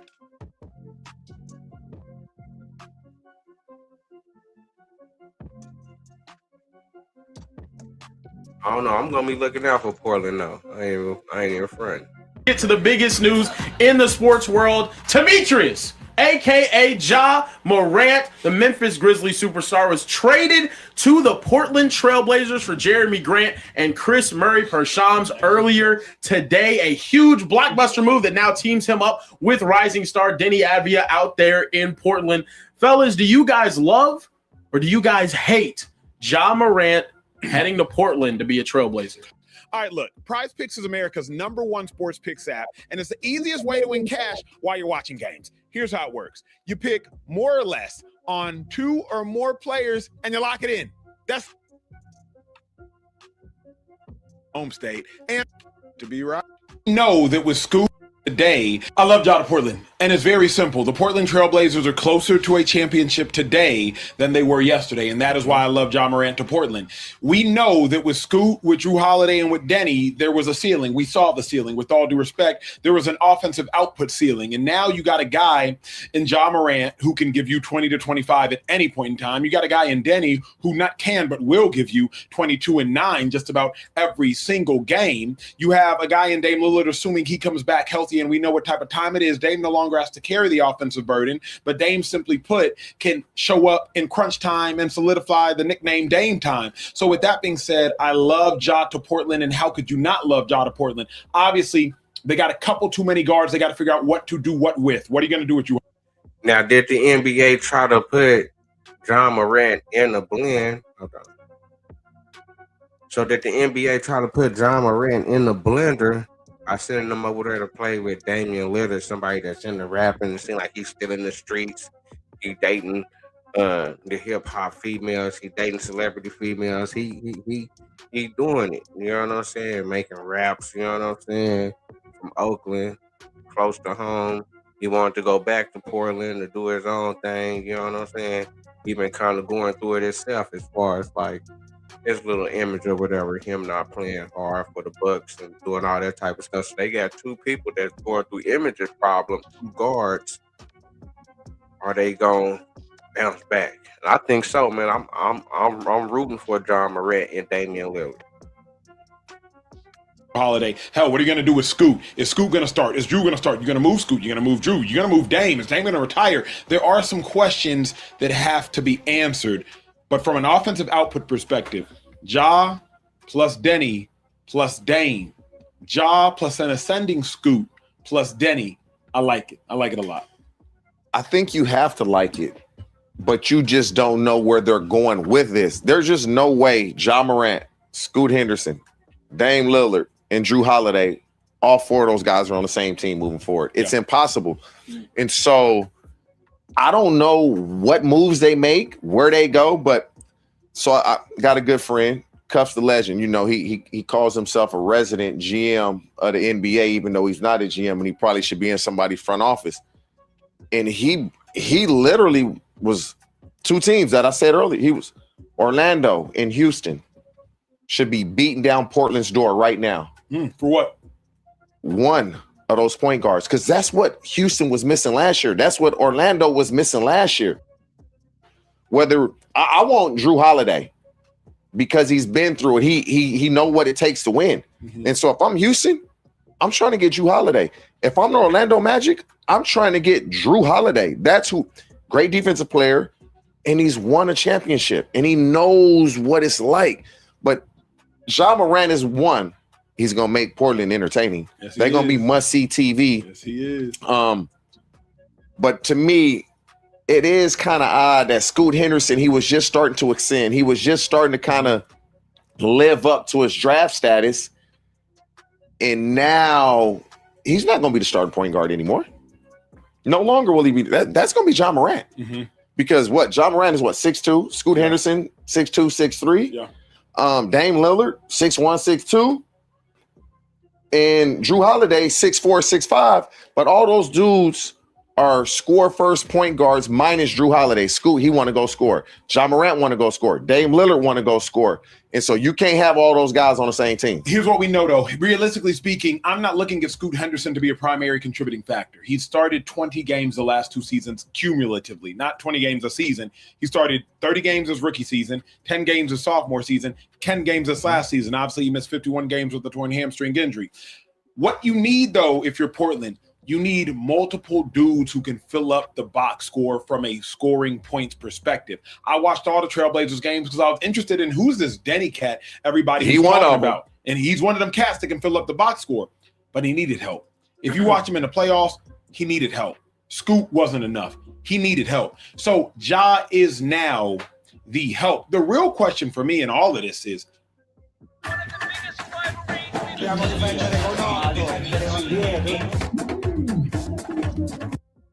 Dame Lillard. Dame hasn't. He going nowhere. But he ain't been an impactful player in 2.5 years, obviously due to injury. But he hasn't. Last time we saw Dame play meaningful basketball was in the playoffs when I believe he popped an Achilles or a calf. It's a long time ago.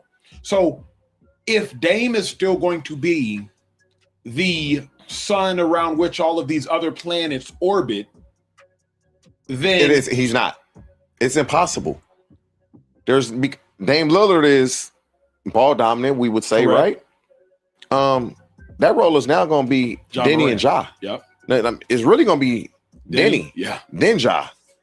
And so Dame is going to have to. How would he fit in that?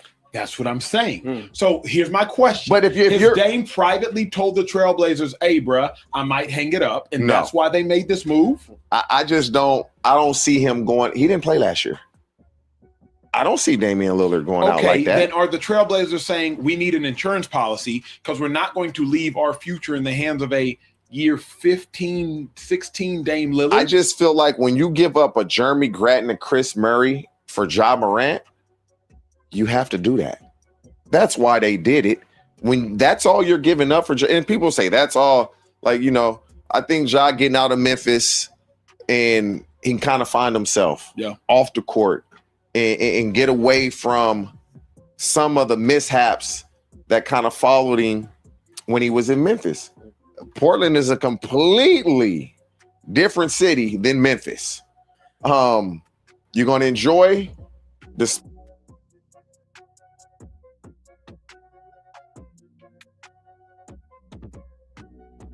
Now, once again, it's the NBA setting them up for failure. Once again, we got him hooking up with Damian Lillard, somebody that's a rapper. He ain't played in a couple of years. He kind of older vet. We don't know if he really coming back. We don't know if he locked in. But Portland is a city where you can have your guns. They going against the government. They far left. They kind of almost doing their own thing. They fighting against ISIS. It's like a whole nother world. But it's also a lot of real people out there. It's a lot of trail folks out there. It's a lot of trail niggas out there. You know what I'm saying? That's really on game time. You know what I'm saying? So I don't think it's Memphis for the fact that there's so many black people in Memphis, but Portland is still a stomped down city on the west. Spring and the summer, but you gonna hate the winters and the falls and the winters. You gonna hate that, cause that rain is gonna come and it's gonna come often. Yeah, and so it's just something you gotta get used to. I don't feel like this is the end all be all though for Portland. I think there's still going to be moves to be made. They're reportedly one of the teams in the mix to try to be trading for a Jaylen Brown. Now that could include Drew Holiday, it could include Scoot, it could include Shaedon Sharpe, maybe a couple of picks as well. Boston has a high asking price for Jaylen Brown right now, is what the reports are circulating. Brad Stevens wants to get a real return for his services. I think this is a situation now where you bolster that backcourt for the future. If you have Scoot Henderson as a part of a trade, for potentially another wing or a Jaylen Brown type guy. I just think it's smart for the Trailblazers. I think it's great for the Trailblazers, a team that has historically been, I don't know, lacking that superstar presence outside of just one or two guys. Brandon Roy comes to mind and LaMarcus Aldridge. Good tandem, but not there for long. Damian Lillard there with no real secondary superstar for a very, very long time. If you could use this to create a triplet little group of Denny Advia, Ja Morant, and possibly a Jaylen Brown through trades, I think that's wonderful. I think that's great. You also have, if you don't want to do that, though, and you want to keep the Drew Holiday, and there was a ceiling. We saw the ceiling. With all due respect, there was an offensive output. They're reportedly one of the teams in the mix to try there for long. Damian Lillard there with no real secondary superstar for a very, very long time. So we got Damian Lillard. He can be microwave inning since he old school. He a little bit older. He can come off the bench and kind of do his thing almost in a sense, you know? I think that's great. You also have, if you don't want to do that, though, and you want to keep the Drew Holiday, you have championship experience and pieces already on that squad. For Memphis, though. Yeah. This don't do nothing for Memphis. At all. It doesn't. It's more so just it's them freeing up money. Correct. But freeing up money in Memphis is doing what? Did they really free up? I want to go to Memphis. Jeremy Grant, they didn't really free up. Doug Jr., you take it. Man, I like in Portland, man. It's like I say, man. I'm a Ja Morant fan off the rip. So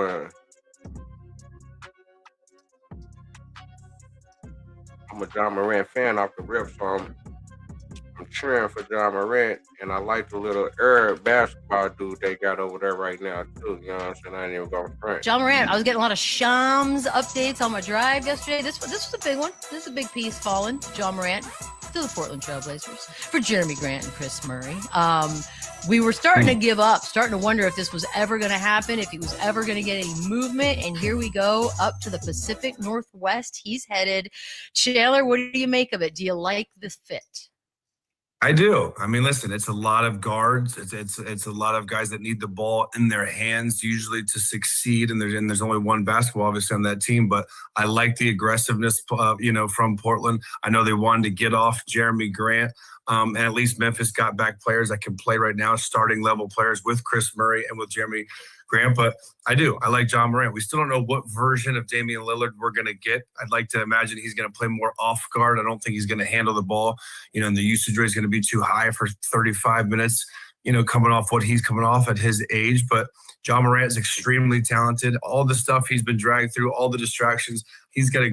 Yeah, well said. A fresh start is a fresh start. Right. So we didn't have Portland on our bingo cards as a destination for him, but it's an opportunity for him to get all the way away from Memphis, go somewhere with a fresh fan base, go somewhere where they're actually trying to build in the right direction. And look, if they can get over the hump and make some noise, he's going to be part of their story. I agree with Chandler with what he said about the depth. Now, they do have some questions to be answered. They do got some spots to fill at that wing spot. They got to go out and get some size. They got plenty enough guard play if they stand how they stand. But obviously, it looks like maybe Scoot or Drew Holiday or one of those guys are going to be on the move to kind of balance some things out and put them in the right direction where they can have, two balanced groups to go out there and compete at a high level. But, as far as Ja Morant is concerned, this is somewhere that he can go, he can flourish. It's not much to get into, not a lot of quote unquote trouble that he can find and all of those things that's been put on his reputation. He can go out there and just be athletic, be a physical big guard. And another great point that Chandler made was it's been a lot said about him. And the game has moved on. Some of the guards that wasn't necessarily in their class of all-star caliber and all of that, some of these guys have grown up. He got to get back in that conversation.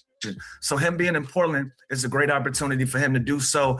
Having Dame Lillard there, not sure what he's going to be able to bring to the table at this stage of his career, but I like it. I like the fact that he's there. I like the fact that it's a fresh start and it's a market that we didn't see him in, and he gets an opportunity if this team has success to be a big part of that and be praised for that. So I'm happy for him. Yeah, and another thing I like too is just such a fresh. But Damian Lillard is an OG. He had been in Portland. and I guess that he can come in the game and kind of. I guess this would be a good thing for John Morant. You got Damian Lillard, the OG. He been Damian Lillard, the OG. He been there, so he know how to get around Portland. He know where to go, not to go. Kind of, he already got some people that, you know what I'm saying, that he can link him up with some real people to where he ain't feeling off brand and to where he just dealing with off brands, you know what I'm saying, just to kind of fill in, you know what I'm saying, because he may be up there for a cool little minute. So I think that's good that he got Dame, you know what I'm saying, to kind of follow, you know what I'm saying, you know, since he already been there and he already done played their role as the top guard in Portland and stuff like that. Start is like you mentioned, he's on a good team now too. Like he's going to be on a competitive team. They're going to have goals this season to not just make the playoffs, but to advance. When you look at the year, you know, that Denny had, and you look at, you know, guys like Kamara and Shaden Sharp and Dame Lillard come back, like there's now expectation on those teams. So this is a great opportunity for John Morant to let everyone just forget about the past, let everyone forget, you know, all the issues that he's gone through, and just go out there and hoop. Because we know this guy is a 20, 25 a night kind of guy. He's one of the more exciting players to watch, and he's going to have that arena and that fan base rocking come opening night. So I'm like we both just said, I'm excited for him, but now also it's all on him. Like if this doesn't work out, we're like it's time for John Morant to just be John Morant and be a great basketball player in Portland and help his team win games. I mean, he does have the benefit of like, we really haven't gotten to see you play in a really long time. Like even just watching those highlights just now, I felt like, my goodness, it feels like it's been years since I've gotten to see him play on a consistent basis. So I would think he'd be super eager. But I tell you, they don't forget about him. It's been 3 years since he really just did his thing. And people was like, all right, he ready. I assume means Jaylen Brown is no longer a part of that. So the lineup is what? Denny, Dame, Ja, Klingon, Kamara. Where are we putting them in the? I mean, we know the West is a gauntlet. So where are we putting them in the West, Lou? Oh, hot dogs. Where are we putting Portland in the West? They already made the playoffs, but they was like 8th seed or something like that. No, they wasn't 8. They was like, yeah, right there.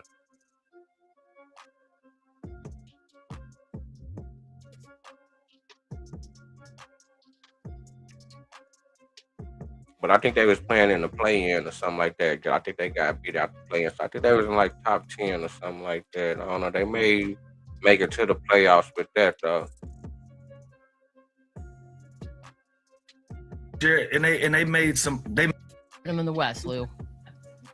Well, they were competitive last year, and they made some noise. But I would like to see how John Morant is going to level up with these guys. He's going to give them a different look. I imagine they're going to play faster. They're going to be a more athletic team, going to run the lanes, be a 3-point shooting team, be a team that slashes and just plays hard. But where they level up in the West, that's a tall task to try to figure out at this point with that trade happening. So much has happened in the West with so much movement.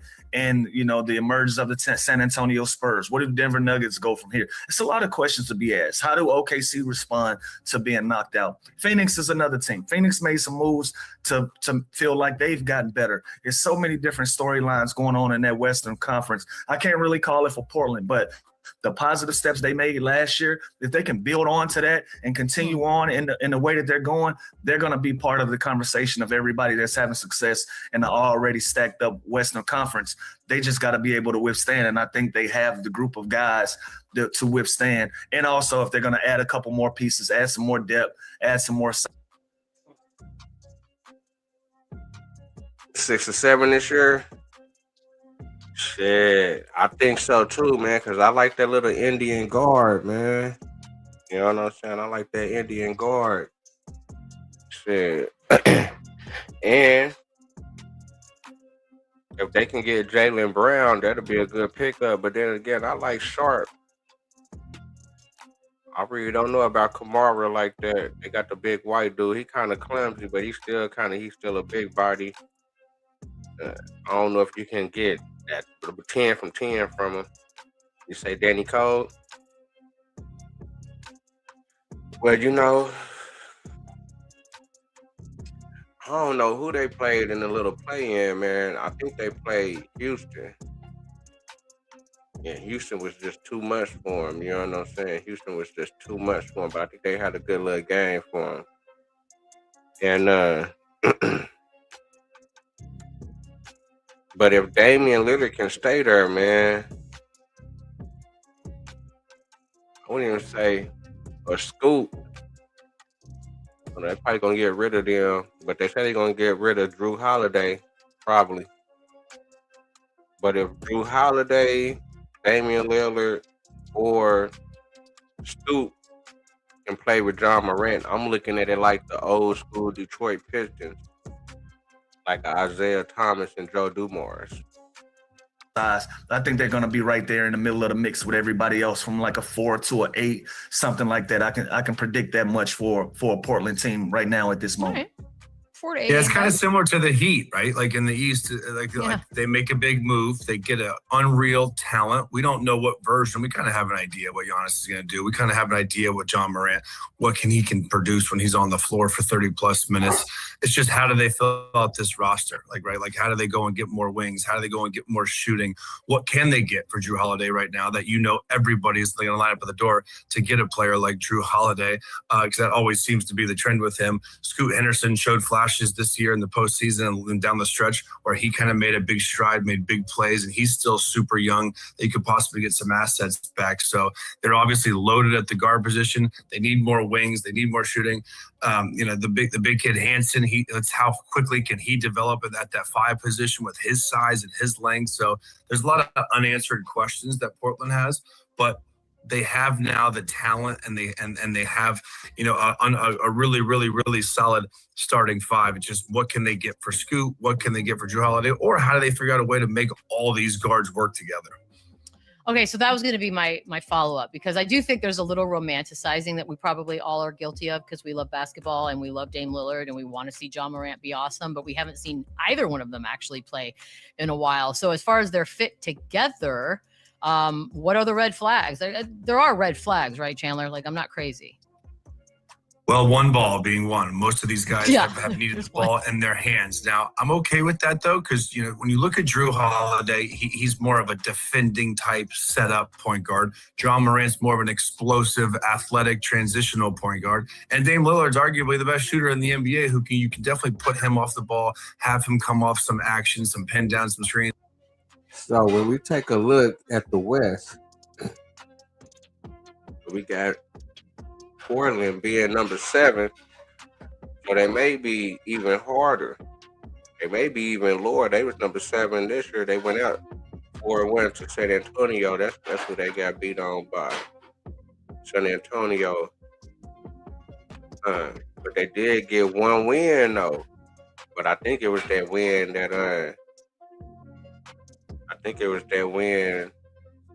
that old dude had got concussed. You know what I'm saying? And he had to sit out that game. So I think that's when they got their win. But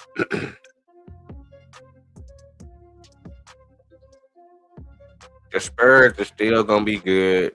That's for sure. The Timberwolves just got better with Melo. The Nuggets was number 3. I don't know if they're gonna break them up. The Rockets was number 5. They talking about they need a point guard. I don't know if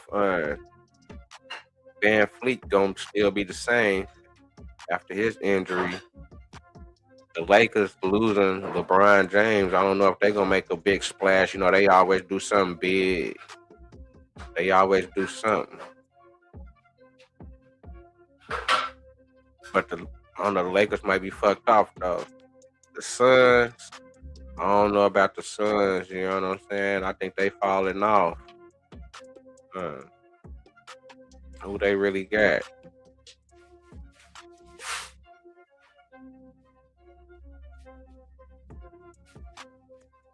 You got the Clippers got rid of Kawhi Leonard, so the Clippers ain't gonna be shit. Utah still ain't gonna be nothing. Dallas, they ain't gonna be nothing. I think they finna get rid of Kyrie. Now, if Kyrie can get to Houston, that'll be crazy. Or if Kyrie, now look at this, Kyrie and the Joker, that'll be crazy. Or if Kyrie go to the Spurs and he be like, nigga, I'm gonna go there for cheap. Nigga, that'll be crazy. You think Utah is a creeper team? I don't know.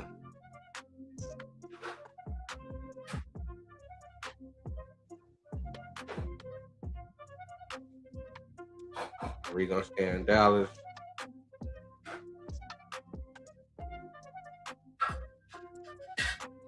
It's definitely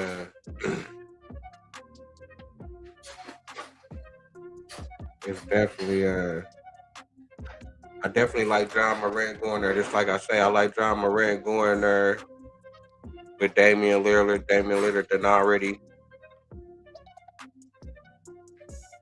Damian Lillard done already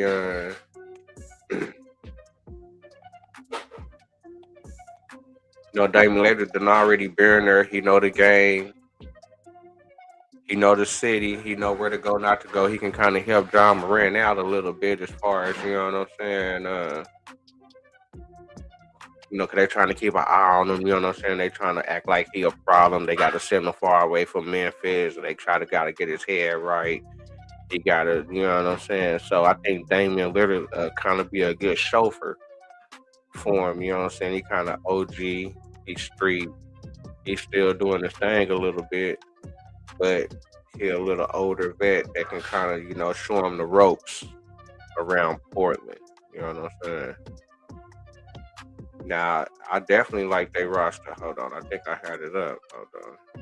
Right here.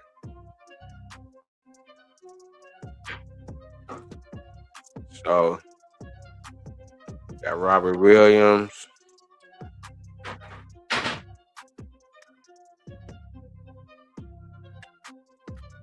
I like Sharp. He came out of nowhere. Danny. I think they gonna get rid of Drew Holiday. I think they gonna get rid of Scoot and try to bring in Jaylen Brown. If Jaylen Brown, John Morant, and this little lineup right here, I think that'll be tough with Sharp. Hopefully they can keep Sharp.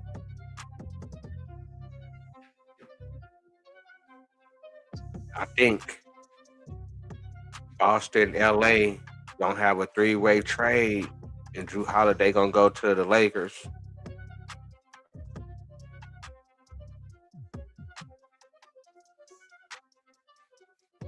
I don't know, but if they get Jaylen Brown, man, that's gonna be a nice little pickup, man, on the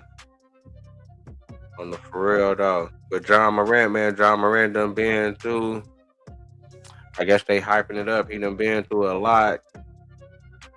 Nigga done they done took a gun inside the strip club outside of Denver and threw big bread.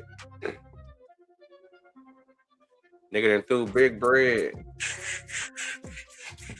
all over the floor. Bread all over the couch, all over the thing.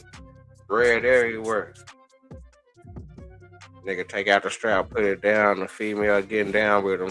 Ain't game, she gon' tell. That's right. After he done laid the rain on her. So they got me thinking, man, what kind of stripper was it? You know what I'm saying? Was she a snow bunny? Was she a Messi? Was she from somewhere else?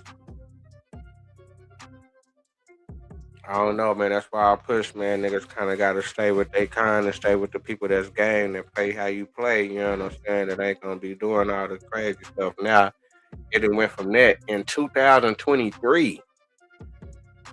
In the spring of 2023, when he did that, came back, flashed the gun in the car with his partner, little half a second flash.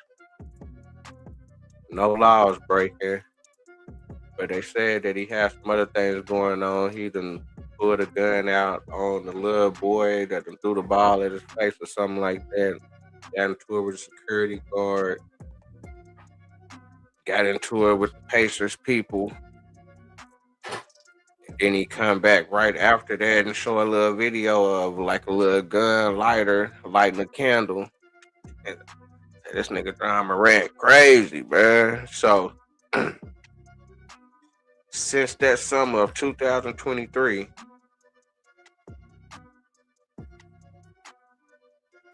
I ain't even played no NBA video games, so I'm pretty sure his rankings done went down, his attributes. But in real life, it's just game done. Still got a chance to show at Portland. Still got a chance to show and prove. And I like that. Playoff team. He can be the number one dude, even though they got a young number one dude, a young Herb. I don't know where dude from, but he nice. Danny. They may need another big man, a legit big man that can kind of gotta, you know what I'm saying, that can probably, I really don't know Clean. Like, I mean, I seen Clean, but I don't know if he is a championship center. You know what I'm saying? I don't know if he's a championship center, but John Morant, but he's still young in the game. So what? 20? What he about 26 now? 27. He ain't even 29, 30. So he still got about 3 or 4 awesome. Still got about 2-3 more years where he can be awesome. You know what I'm saying? I believe that in Durant. Now we're gonna get to the next segment within the show. And it's gonna be on this Birthright Citizenship of some people say it's a good thing, some people say it's a bad thing. You know, that people can just come over, have a kid, and they can be a citizen. You say Marvin Williams. Hold on. Marvin Williams and Brandon Carlson. Who is that?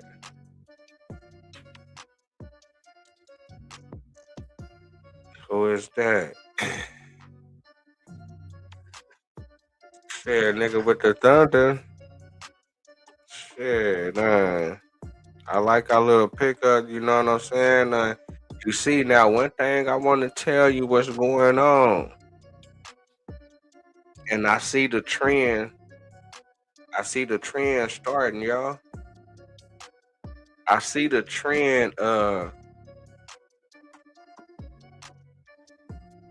American-born players being left out unless they the super, super duper star. Now, what I mean by that is that we so-called down here with the Thunder, we got the best GM right now. We got Presti, the best GM, you know what I'm saying? And shout out to Presti. Because he done got us a championship on the for real, though. So I got love for Presti, but I'm just looking at the angles.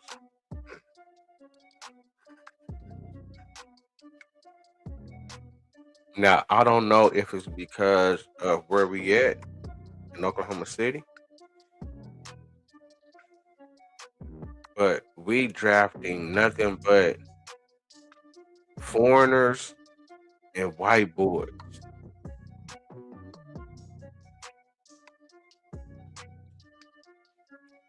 Everything else gonna come in on something else. You drafted nothing but foreigners and white boys. SGA, Canada, a nigga Dort. Got the white boy Chet. Got the white boy Harkison. You already know the only jersey that we got hanging up in the Thunder Arena is Nick Collison. Nick Collison. They just picked up the big white boy from Michigan. I love that pickup. Now, what kind of got me like, I don't know what they're doing, which I understand because he a vet in college. The little white boy, I guess he come from Purdue, or what he coming from? From Iowa. The little guard or whatever, the little guard white boy. Now,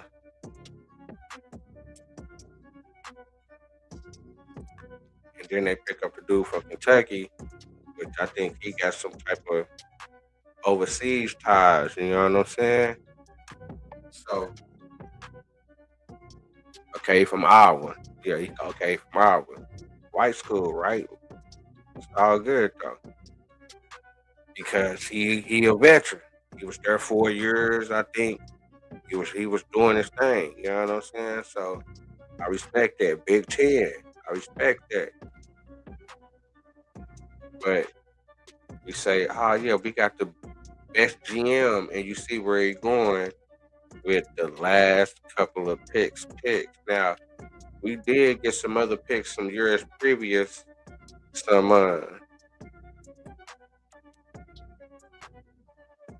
American kids, but they ain't showcased them. Well, I guess I ain't gonna say showcased them, but they ain't been the stars. They've been kind of fill-in, which I guess J-Dub, which will be an American player. J-Dub, kind of forgot about him this year. He ain't played too much, but look and see where he coming from. His background coming from a small college, Santa Clara. Mitchell coming from a small college. He ain't coming from as far as you thinking. Whenever you coming up as a young kid in America, like I'm finna go to Duke, like just like if you got a chance to go to like a high power D1 school, I'm finna go to Kansas. I'm finna go to one of these big conferences. You know what I'm saying? I've been playing. I'm finna go to one of these big schools. You know what I'm saying? Not knowing that this nigga Sam Presti is looking at niggas from like Murray State. He looking at niggas at San Diego State. He looking at niggas that's like goddamn Princeton and shit. You know what I'm saying? He looking everywhere around this motherfucker. He just ain't picking niggas up just from Duke, North Carolina, UCLA. Like, even though we got Westbrook from UCLA, that see James Harden coming from Arizona State, but in these last years, because I think they got burnt. I ain't gonna say they got burnt, but I think the way that starting out with James Harden, on how they did business with him, on how James Harden did business with him. You see, he's still fucked up in the game. I don't know what's up with my nigga James Harden. Got much love for my nigga, but my nigga been tripping. See how KD did him in business. Now, Westbrook stayed down. Westbrook, I love Westbrook the best out of all three of them. I'm rocking with Westbrook out of all Westbrook for sure. But SGA is definitely the best Thunder, but Westbrook right after that. You know what I'm saying? Before KD and James Harden with me, because he's going to give a nigga 110 and a little bit more. You know what I'm saying? And he stayed down. And he came back to the city, and he fit to make the little district over there. He building and shit fit to make a little entertainment district where they fit to have a little, I think where they fit to build a little football arena and shit. We fit to get the little, you know what I'm saying, that little football team and shit. You know what I'm saying? And so shout out to Westbrook. You know what I'm saying? Why not? You know what I'm saying? But I think Westbrook had a bad reputation as far as like dealing with the media. You know what I'm saying? You know, he was shitting on that one reporter like all the time. He wasn't giving nigga, like nigga, when some niggas got on his bad side, and niggas just shitting on them niggas like he didn't get no good reports from the Thunder media, nigga from the city, like nigga, they didn't like him. You know what I'm saying? So the reason that I say that is because I don't think that the Thunder want to deal with American-born players unless they come from but not from no big cities. You can't be like a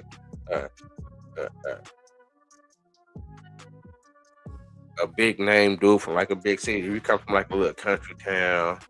You coming from somewhere from the outskirts. You coming from LA. You coming from DC.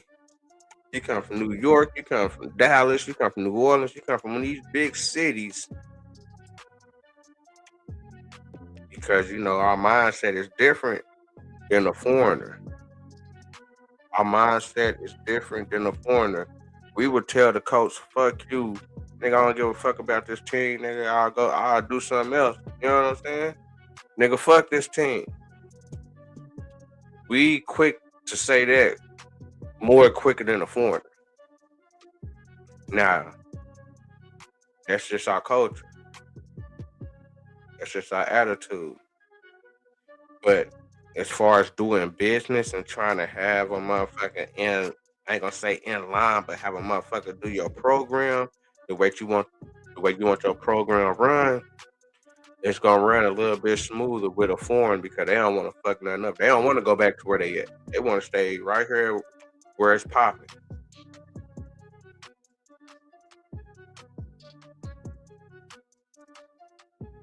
They try to say, "Oh, the example is John Morant." Now he's not from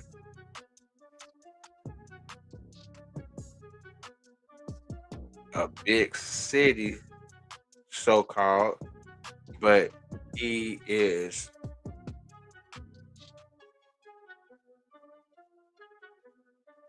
moving like a real nigga. I ain't gonna say real nigga, but he moving like how niggas move in America. You know what I'm saying? We all kind of got this culture, you know what I'm saying? So we kind of got our culture and we got the American culture, you know what I'm saying? But we got he from our culture, you know what I'm saying? If you know what I'm talking about.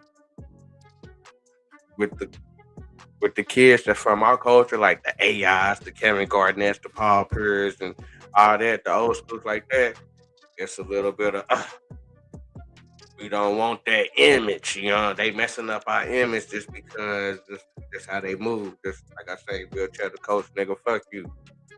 Nigga, fuck you and this team, nigga. You know what I'm saying? But shout out to LeBron James, because LeBron James got us in there. He held it down, even though they're trying to put dirt on his name right now, even though I ain't really no LeBron James fan. But I still don't apply the hate. You know what I'm saying? I still ain't gonna apply no hate on the nigga, especially when he seem like he a good nigga. You know what I'm saying? Even though he been wiggling and kind of been in control for a long time, I guess he losing some of his powers. But as you see, the media kind of trying to play with his name and shit, like because he kind of slipping a little bit. But he done did so much. But you know how you see how they nigga ready to bust a nigga in the back. You know what I'm saying? As soon as they get a chance, they ready to talk down on a nigga, say some crazy headlines, get the likes and shit, and get the motherfucking shares and shit. You know what I'm saying? So it's just part of this. It's just part of this shit. But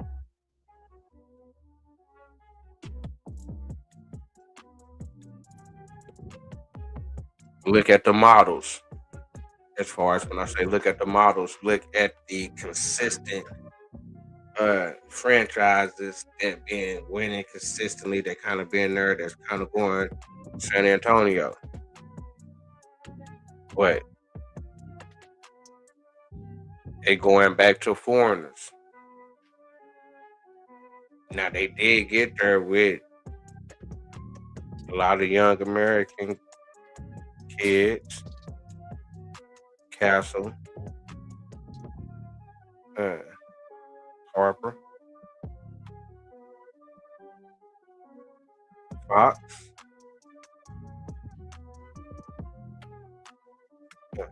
and the other dude from New York.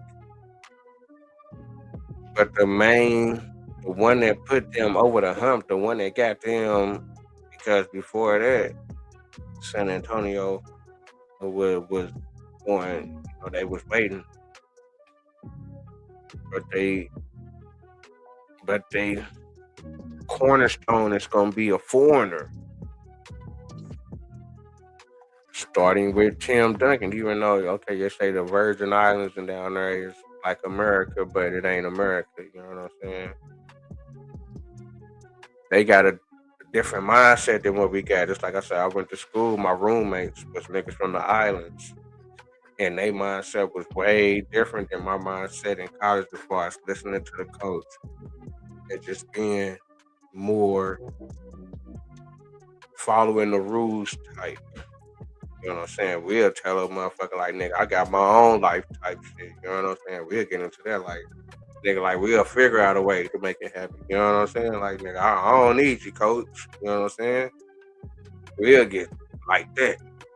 And I think that was some of the practices that was practiced with James Harden. You see when James Harden left the Thunder, he's playing the game and shit and holding niggas and calling the lads, doing all the funny stuff.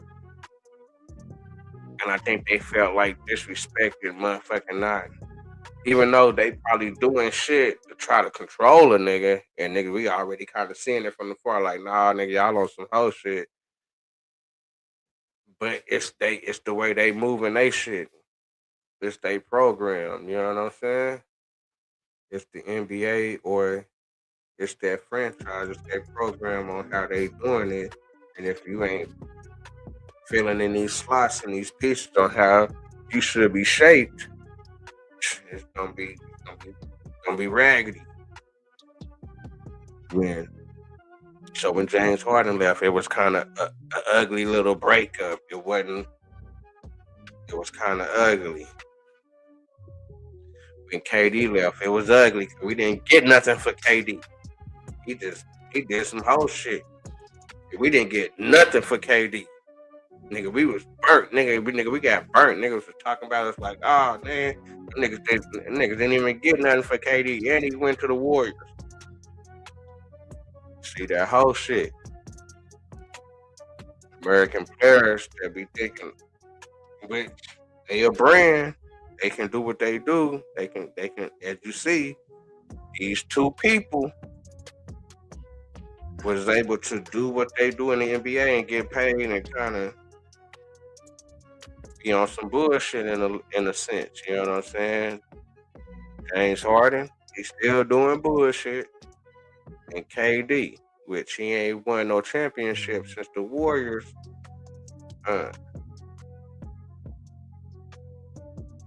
He getting older. He old. So he don't expect KD to still, you know what I'm saying? But and KD is a legend. He done did his thing. I'm not saying KD fucked up. But as far as the storyline on KD is that he ain't never drove the bus. You know what I'm saying? He ain't never drove the bus. So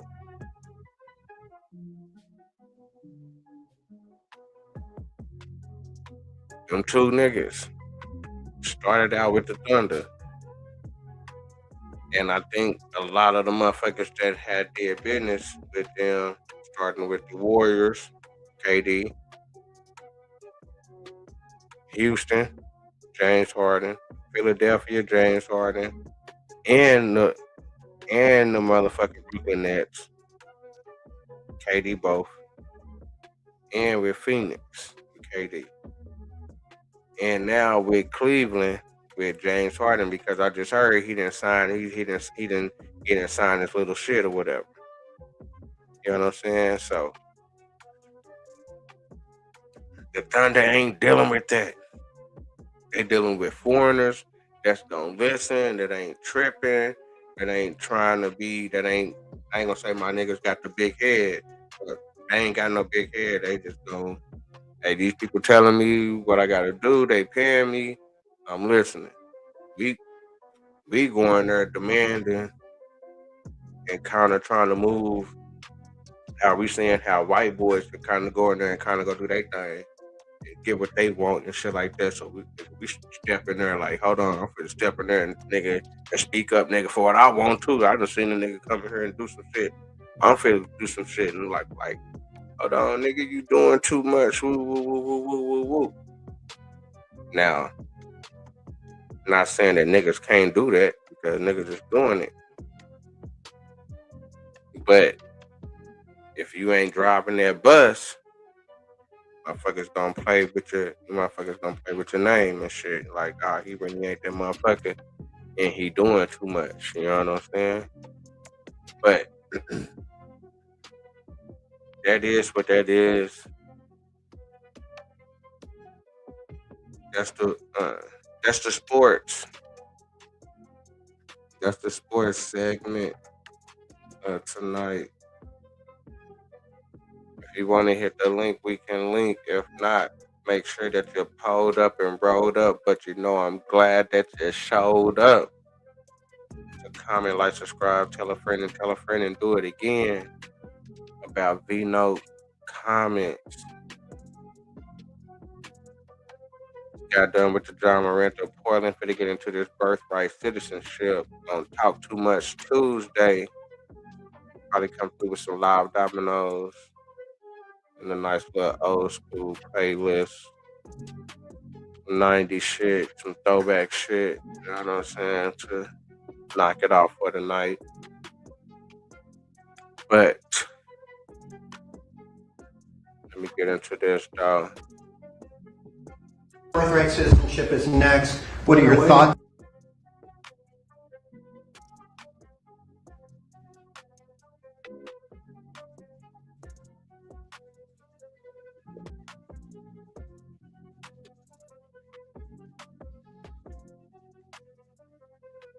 So we got the Birthright Citizenship, where the Supreme Court made a decision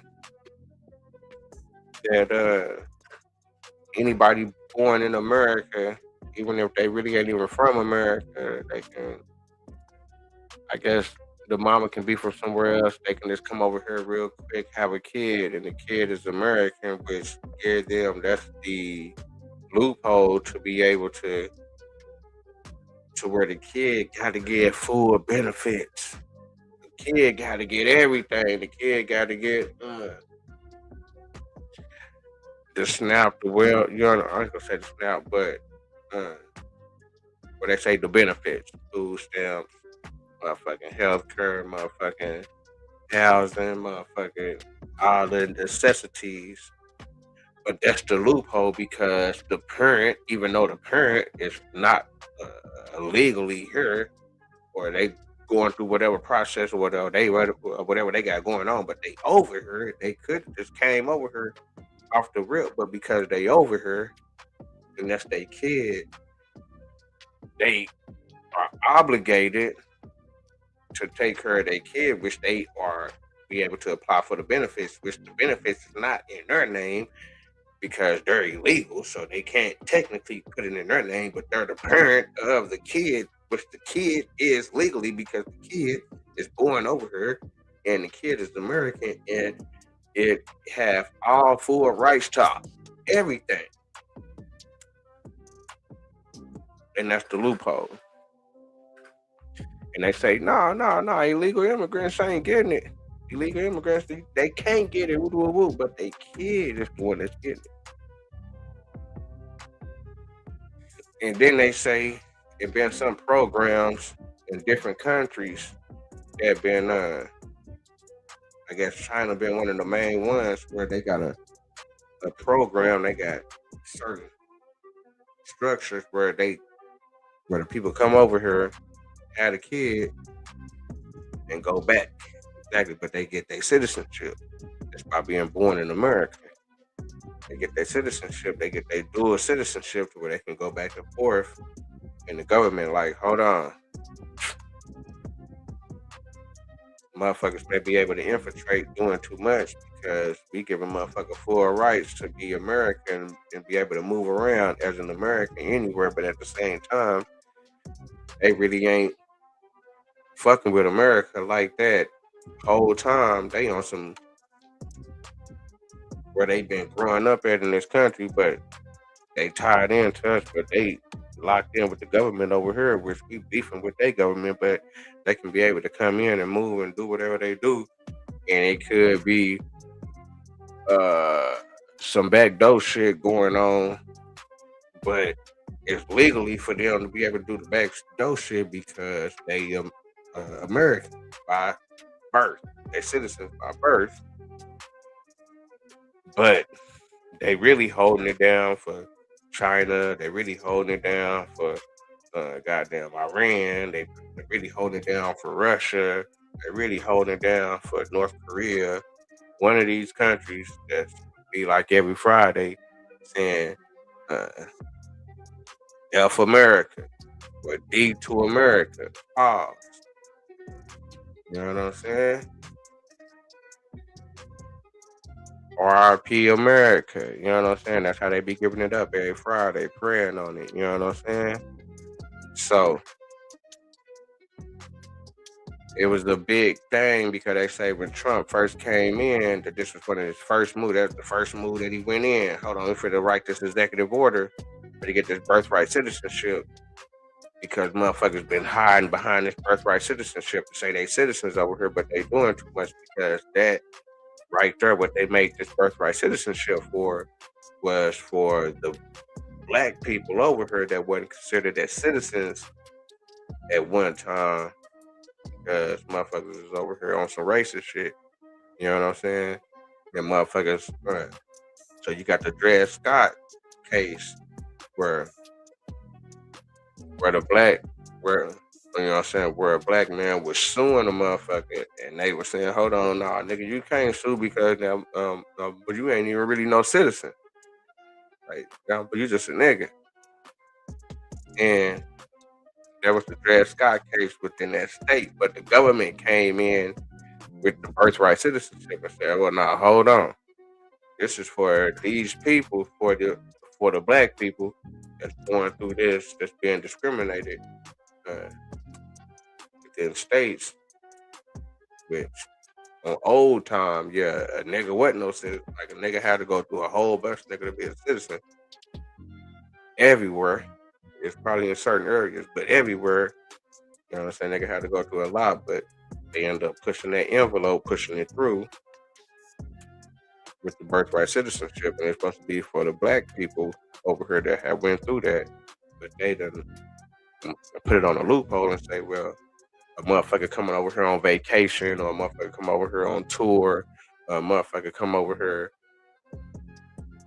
to be in one of those programs. Like they said, they got the shit going on in China, they got the shit going on in Africa, and they got the shit going on in India, or in them Muslim countries, where motherfuckers just paying motherfuckers to come over here to have their kid and already getting them set up with housing, already getting them set up with benefits already, because they already know the loopholes as far as over here within the government, what programs to apply for, what to do this and what to do that, to where they already getting that aid paid for, boom. And they got a program trying to shut it down.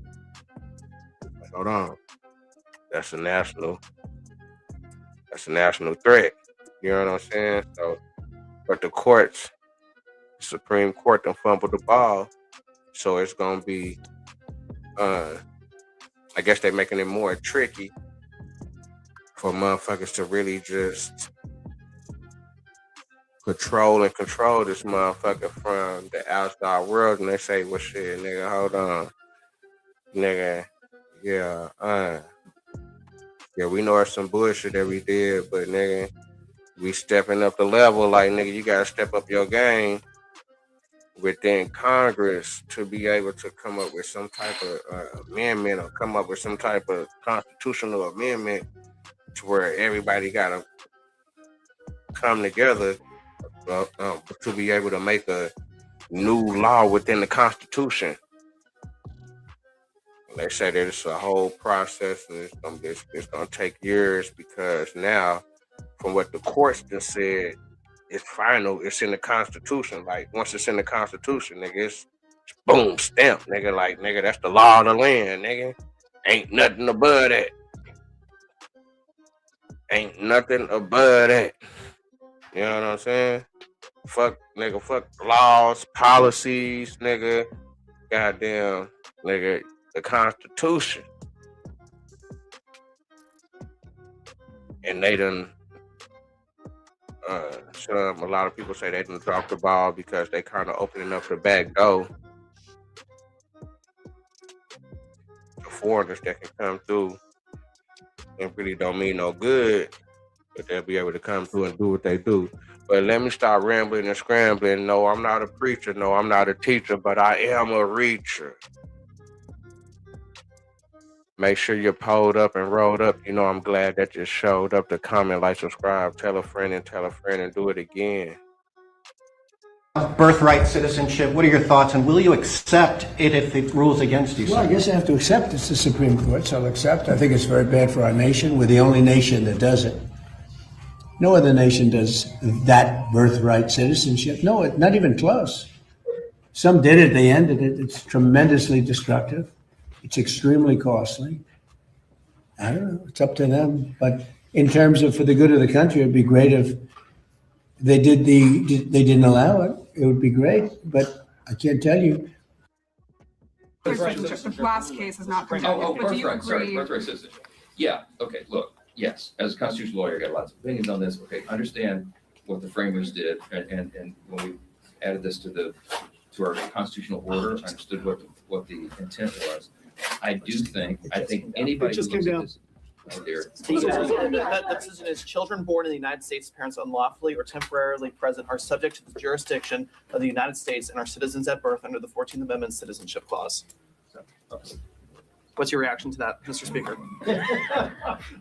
well, I need to read the opinion, okay? But obviously you could say that's a textualist, originalist view. However, I do think that this has been grossly abused in recent years, okay? And that is the case that was being made by the plaintiffs in the case, and we're very sympathetic to that because it is a serious problem. We have it's become a birthing tourism, they call it, a trend where people will just come and you just come onto the soil and have your child, and then they're able to avail themselves of the welfare state and everything else. It's been abused. It's one of those things that was intended to serve a noble and important purpose and has been thwarted and overused and abused. And so I'm sure that we'll continue to look at that. I mean, I'm sure the conclusion from this opinion is going to be that you got to amend the Constitution to fix that. As we all know, it's a big challenge to amend the Constitution. It's only happened 27 times in our whole nation's history. And the reason is because you got to have 2/3 of both chambers of Congress and 3/4 of the states to ratify. It's usually at least a. So you heard about that ratify? What? I guess if it was to ever change, what didn't happen within the country's history only happened 26 times in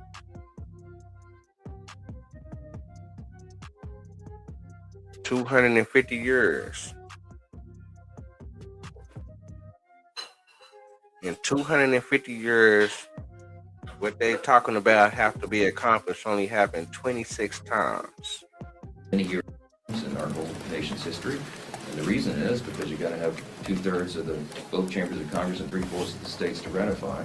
It's usually at least a many years long process and very complicated.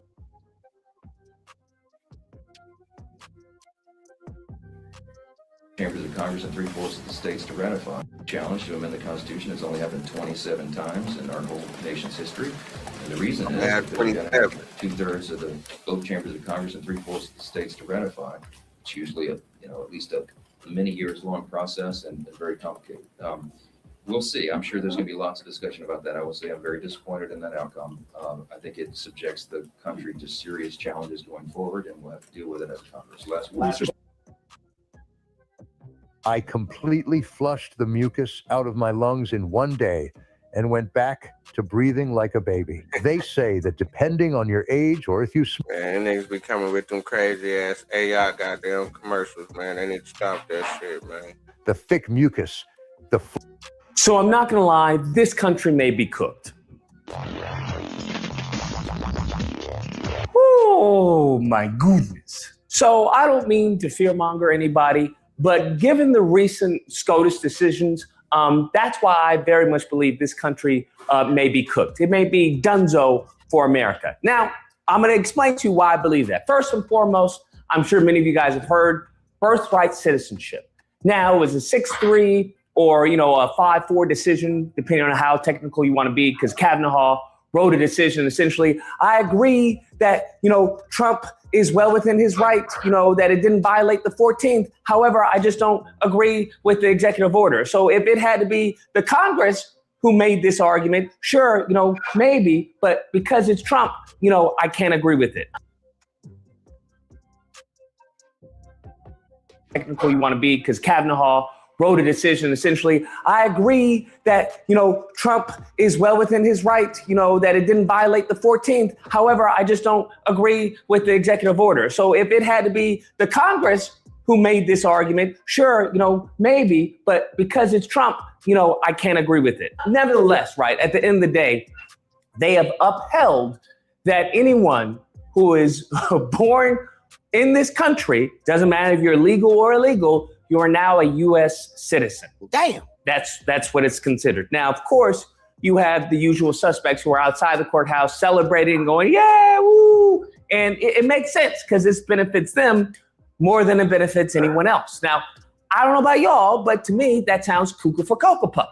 It just is what it is. It's not that I hate any group of people. It's not that I hate, anyone. I'm just saying that sounds crazy where I can sneak into your country, pop a baby out, and now that baby is legal. And, nobody's going to say, oh, well, we can deport the parent. Nobody's going to argue that, bro. No, I won't say that. They'll argue that. They just won't do that, right? Because you're not going to deport the parent of the U.S. citizen's child. That's not what's going to happen. We've already had these arguments. It is what it is. That's what it is, okay? Now, the reason, from what I've gathered, for the most part, the foundation is precedent. Well, this has been precedent for quite some time and yada, yada, yada, yada. Now, I find that a bit peculiar, given that y'all had Roe v. Wade, and that was precedent for quite some time, and we see what happened to that. But then we get to the second case, right? When we get to more precedent. This comes to Trump wanting to fire, I think he was an FTC commissioner and then a Federal Reserve governor. He wanted to fire those people.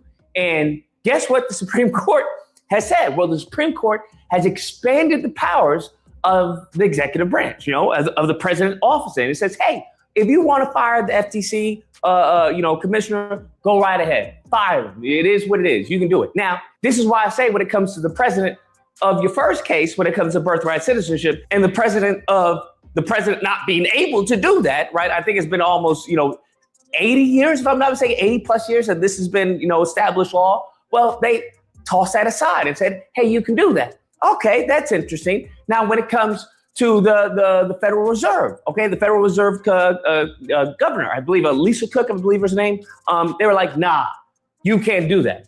Okay, tell me why, right? Tell me why he can fire the FTC, but not the Federal Reserve. Essentially, what they told us, I kid you not, that the Federal Reserve is special. You have to understand. The Federal Reserve is special, okay? And then you have to have cause to fire someone from the Federal Reserve. Now, the trick bag in this is that they never give what cause can mean. What is cause legally defined as? They don't tell us. They don't tell us at all. But what they do say is that it has to be egregious, okay? It has to be extreme, okay? It has to be an extreme offense to fire someone of the Federal Reserve. Now, those who know about the Federal Reserve, those that know how this country is ran, I'm not gonna lie, I don't find that ruling to be shocking, but I will say it's cuckoo for Cocoa Puffs, right? Because y'all want to say that, we don't want to allow him to fire someone from the Federal Reserve because then, if he's running, for a second term, he could say, hey, lower interest rates and do all this. I'm like, by that logic, how then do you allow him to fire someone from the FTC? Because couldn't he then just say, hey, I want you to do an investigation into this company, right? Well, you're not going to do my bidding, then I'm going to fire you. Well, I want you to do an investigation into this. I want you to pressure this person, right? I want you to turn a blind eye to this investigation that's going on, right? Can't you do that for certain companies, right? Who are bending the knee and aren't bending the knee? But somehow that's okay. But the Federal Reserve, no. Can't touch that. Gotcha. I think you're seeing a clear picture, a very clear picture here. Now, the cherry on top of this stupid Sunday, it's going to be the last ruling that I'm going to cover, which is them eliminating the spending cap for committees. And what that means is, the DNC, if they wanted to team up with a candidate, there was a cap they could spend that was coordinated, right? The left hand couldn't know what the right hand was doing in the spending. So now what they have done is say, you know what, that cap, eliminate that. What you have to understand is that money is free speech. That's what you have to understand. And so when you apply these caps, you're violating, free speech. That's what you're doing. That was a huge win, and it's consistent with the Citizens United case that said that money is speech. When you say you want to bar money from this group or limit money in this way, it does have an impact on speech. Okay, so what that means is the DNC can spend a limited amount of money, right, as much as they have in their war chest or whatever, on said candidate. Wait, this is gold. There's a lot you can do with image generation in That's what that means. Now, I know people want to be like, well, Lucas, that doesn't, stop the limit of a single donor to said committee. Come on now, stop playing games with me. We all know that there's a variety of ways to give money to the DNC. There's a variety of ways to give money to the RNC, right? They have subcommittees, and then they have committees over, on top of committees, and then they have, joint committees, right? Joint fundraising committees that you can give money to. Now, if you give $1 billion or whatever to this committee, now, of course, you can only put this amount here, the cap is here, but we all know money is fungible, right? So you can put it here, there, right? You just have to spread it around so that you hit all these legal caps under all these committees and whatnot. So it's all legal, right? But at the end of the day, the money, you just got all this money, bro. What are we talking about? So I don't understand that one, because I don't see how, a donor would not become, God on earth. How wouldn't, Elon Musk, right? Marianne Williamson, as we saw with Trump giving, her giving him $100 million. How wouldn't the rich of the rich become the ultimate, kingmakers in this country? I don't understand. More so than it already is right now. But how is this not a stamp of approval for that? Because listen, my money that I give to give to a person that I like, a candidate, that falls in comparison to a billionaire, bro, to a multi-zillionaire. That falls in comparison. So now you can argue, because what they do sometimes is say, hey, the majority of their fundraising was, single person donors and stuff like that. We're small person donors, stuff like that. And, that's them trying to say, hey, this person isn't, owned by, this corporation or this one person. But fam, all these rulings back to back to back, it doesn't seem like a good decision, brother. To me, it doesn't seem like a win for the country and the people here. Because what happened if SCOTUS sides with the Trump administration on birthright citizenship? What is going to happen next? They are the judge. Hey, how are you? Alrighty. Let's see what's going on here. Here we go. Okay. I thought it was today was their last day, because I have the I went on SCOTUS website, honey, and I was looking at the calendar. They can do anything they want to with what they are with their business. They can reset it till tomorrow. 2 days from now, they can come back on Saturday. Oh, they can? I didn't know. I thought they stick to their calendar. They set the calendars. If they decided by majority, or in certain cases, the Chief Justice, they're going to do something, they do it. So they haven't issued everything, but they haven't released everything all ready for the day. About an hour and a half, going on 2 hours ago, they released one of the most important things that was on the calendar, and very few people are paying any attention to it. they declared an act of Congress in part unconstitutional and exceeding the congressional authority on a 6-3 decision with Justice Roberts writing the opinion. So that's interesting. Okay, so you know what? So yesterday, when I checked the calendar, the 29th was decision day. The 30th wasn't highlighted, but it's highlighted today. So you're right. They made the decision like, no, we're going to come back tomorrow. With somebody he can't.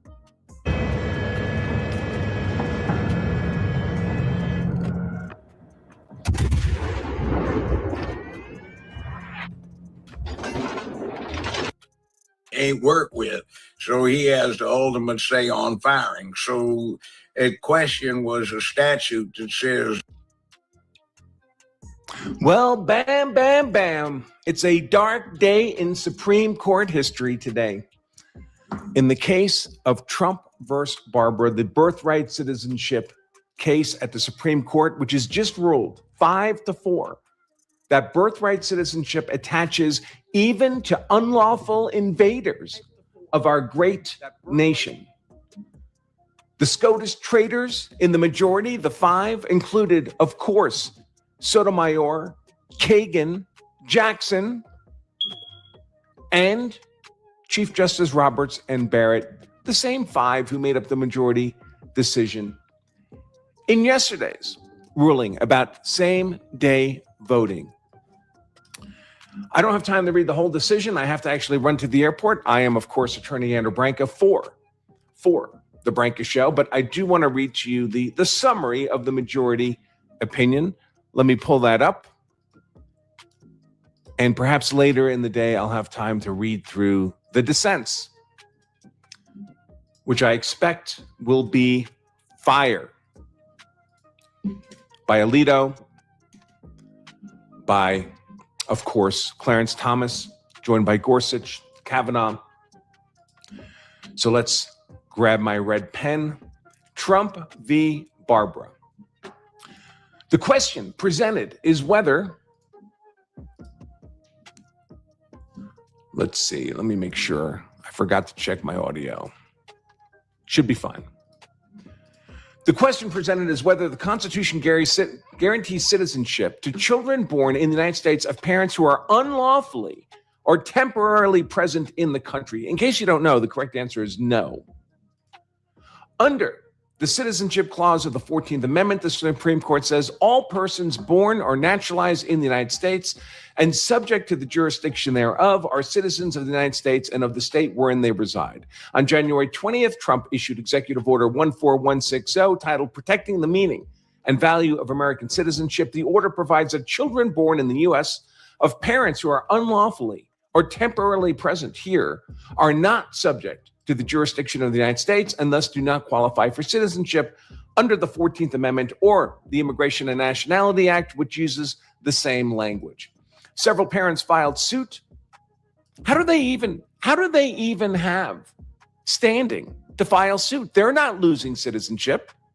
The only people losing citizenship are people not yet born, because the executive order doesn't even take effect until 30 days after it takes effect. There literally is no human being on the face of the earth who actually has standing.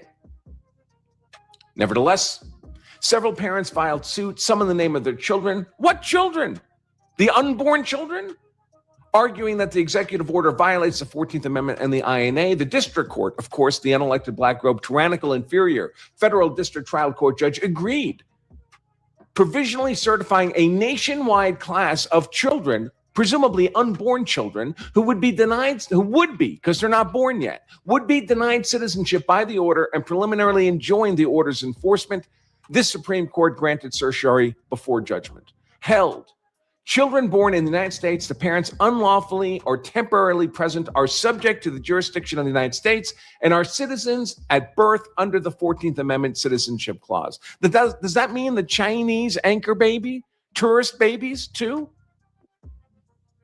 who spend only hours in America being born before flying back to China? The Citizenship Clause must be understood in light of its historical context, from the English common law to the widespread condemnation of this Supreme Court's decision in Dred Scott. Dred Scott, of course, denied citizenship to black people. This decision, Trump v. Barbara, will go down in history as egregious, a violation of Americans' rights as Dred Scott. Under the English common law, I thought we fought an 8-year war to free ourselves of the English common law. Aren't Englishmen, weren't they subjects? Didn't we fight a revolutionary war to be citizens and not subjects? Under the English common law, children born within the sovereign's dominions owed a natural allegiance to the sovereign who protected them at birth. The same rule applied to children born of parents subject to expulsion. The rule's exceptions were narrow. Children born in lands the sovereign did not control, children born in areas temporarily outside the sovereign's control, and children of foreign ministers. This common law rule of citizenship, known as jus soli, or right of the soil, crossed the Atlantic and prevailed in each and all of the states after American independence. The rule was applied even to novel situations of quasi-sovereign Indian tribes who maintained dominions of their own, such that Indians born under those dominions were not citizens, but members of alien and sovereign tribes. In a nation of immigrants, we're not a nation of immigrants. Jus soli's broad scope took on particular importance, assuring that children of foreigners, including those here on a temporary sojourn, would be American citizens by birth. In Dred Scott, the Supreme Court departed from the common law and adopted the view that blood, not soil, determined citizenship. It held that those descended from slaves could not be citizens. The decision was met with shock. In the midst of the Civil War, Attorney General Edward Bates issued a landmark opinion citing key authorities, including Calvin's case and Kent's commentaries, rejecting the premise that citizenship is ever hereditary and declaring that every person born in the country is, at the moment of birth, prima facie a citizen. How does the Attorney General issue a landmark opinion? Don't courts do that? Without any reference to race or color. The exceptions were few. The small and admitted class of the natural born composed of children and foreign ministers. Following the war, Congress sought to turn Bates' opinion into law by enacting the Civil Rights Act of 1866, which made citizens of all persons born in the United States and not subject to any foreign power, excluding Indians not taxed. The act was simply assumed to invoke the common law rule. With the Civil Rights Act began, the 14th Amendment and its repudiation of Dred Scott would finish. The 14th Amendment Citizenship Clause mirrored the common law's criteria for citizenship, starting with territory. A citizen must be born in the United States, and ending with sovereign power. A child must be subject to the jurisdiction of the United States. A child born on American soil and subject to American law was made an American citizen. Why is that not redundant? Isn't everybody born on American soil subject to American law? Even if you're an ambassador, you're subject to American law. America retains the right to expel you persona non grata. You're not free of American authority. It makes it completely redundant to have both those phrases. Even the language of the clause, this feckless majority rights, is that of the common law, echoing cases and treatises that describe the common law rule. Where's the language from the men who debated? And its principal author explained that its language was simply declaratory of the law of the land already. That's not what he thought the law of the land was already. He thought it was something quite different. He said so. Why are you cherry picking Senator Howard's phrases? I've stepped my community through the debates of the 14th Amendment. They clearly distinguished administrative criminal jurisdiction from political jurisdiction. The Citizenship Clause's key phrase, subject to the jurisdiction, refers to the power of the United States to govern those within its territory. No, that's only one definition of jurisdiction. That's the administrative, the criminal, the civil definition of jurisdiction. Jurisdiction has other meanings, like political jurisdiction, allegiance. The men who wrote, debated, and ratified the 14th Amendment were explicit about this. Two different things. This definition of jurisdiction would make being born in the U.S. completely redundant. The scope of that power was settled largely by Schooner Exchange, where Chief Justice Marshall explained that jurisdiction referred to the full and complete power of a nation within its own territory, susceptible of no limitation not imposed by the nation itself. The narrow exceptions to jurisdiction arose where exercising jurisdiction would degrade the dignity of foreign sovereigns, most frequently in the case of foreign ministers. But private individuals who traveled to the U.S. for business or caprice were amenable to the jurisdiction of the country. Children born in the U.S. to parents unlawfully or temporarily present here are thus subject to the nation's jurisdiction. Of course, they're subject to our criminal laws. That's not the same as political jurisdiction. The court's precedent in United States v. Wong Kim Ark confirms this rule only for permanent resident aliens, not for those. The people in Wong Kim Ark, neither the parents nor the child were unlawfully present in the U.S. For nearly 2 decades after the amendment's ratification, the executive branch viewed the Citizenship Clause as simply an affirmance of the common law without stating what the law was, with the limited exception of the children of foreign ministers and others with rights of extraterritoriality. By the end of the Reconstruction era brought uncertainty. Around that time, the State Department began denying citizenship to those with dual or doubtful allegiance, appropriately so. And several scholars proposed a new international law-based theory of the Citizenship Clause focused on the parent's status, not the child's. Only if a child's parents were domiciled in the U.S. was a child internationally subject to the jurisdiction of the United States, as the Citizenship Clause, they said, required.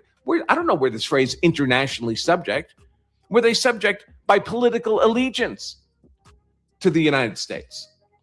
Acknowledging that the common law took a different view, the writers insisted that just solely had not been made part of the Constitution. In Wong Kim Ark, the court held the 14th Amendment was declaratory of the fundamental rule of citizenship by birth that prevailed at the common law, excluding only those recognized as exempt from the jurisdiction of this country, the children of ambassadors and those born in the nations of Indian tribes. All others were citizens at birth. That's not what Wong Kim Ark holds.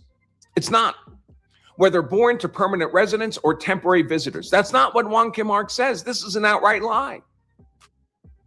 The court wrote that the word subject to the jurisdiction thereof must be presumed to have been understood in the same sense as Chief Justice Marshall used them in Schooner Exchange. Under that understanding, aliens who traveled to the U.S. for business or pleasure received no exemption from the jurisdiction of the country. Of course, no one gets an exemption from the criminal jurisdiction of the country. That doesn't mean a Frenchman here on business is subject to the political jurisdiction of the country. Does he get to vote?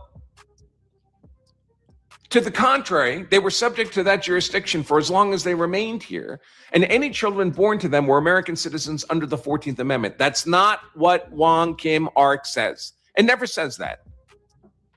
Arguments for limiting birthright citizenship to those domiciled in the United States, actual American citizens, and permanent resident aliens fail, says the majority. These arguments err in their definition of allegiance, contending that natural allegiance was no longer sufficient for citizenship and that some greater quantum of allegiance based on domicile was required. Well, the Supreme Court's now requiring no indicia of allegiance. None. Zero. There is scant evidence for this dramatically revisionist view. There's lots of evidence. Sources from 1776 to 1868 defined allegiance by birth just as the British did as the tie or duty owed by one who was subject to the dominions under the protection of a particular sovereign. Again, completely failing to distinguish criminal jurisdiction, administrative jurisdiction on the one hand from political jurisdiction on the other. Domicile and national citizenship are distinct concepts. One who establishes a domicile in a new country does not automatically become a citizen thereof, nor does he automatically lose his prior citizenship. Yes, that's right. That's correct. What Wong Kim Ark said was someone who permanently domiciles in a new nation may, in America, may acquire American citizenship. Their children born in America may. This, again, they're confusing the parents and the child here. No one is trying to change the citizenship of the adults. They're clarifying the citizenship of the children. The congressional debates over the Civil Rights Act of 1866 and the 14th Amendment confirm the common law rule. No, they do not. Statements embracing the common law rule are far more frequent and explicit than ambiguous references to temporary sojourners. That means visitors. They explicitly excluded citizenship to children born of visitors, people lawfully visiting, much less unlawful invaders. for Congress intent on putting the question of citizenship once and forever to rest, a domicile-based qualification would have introduced significant uncertainty.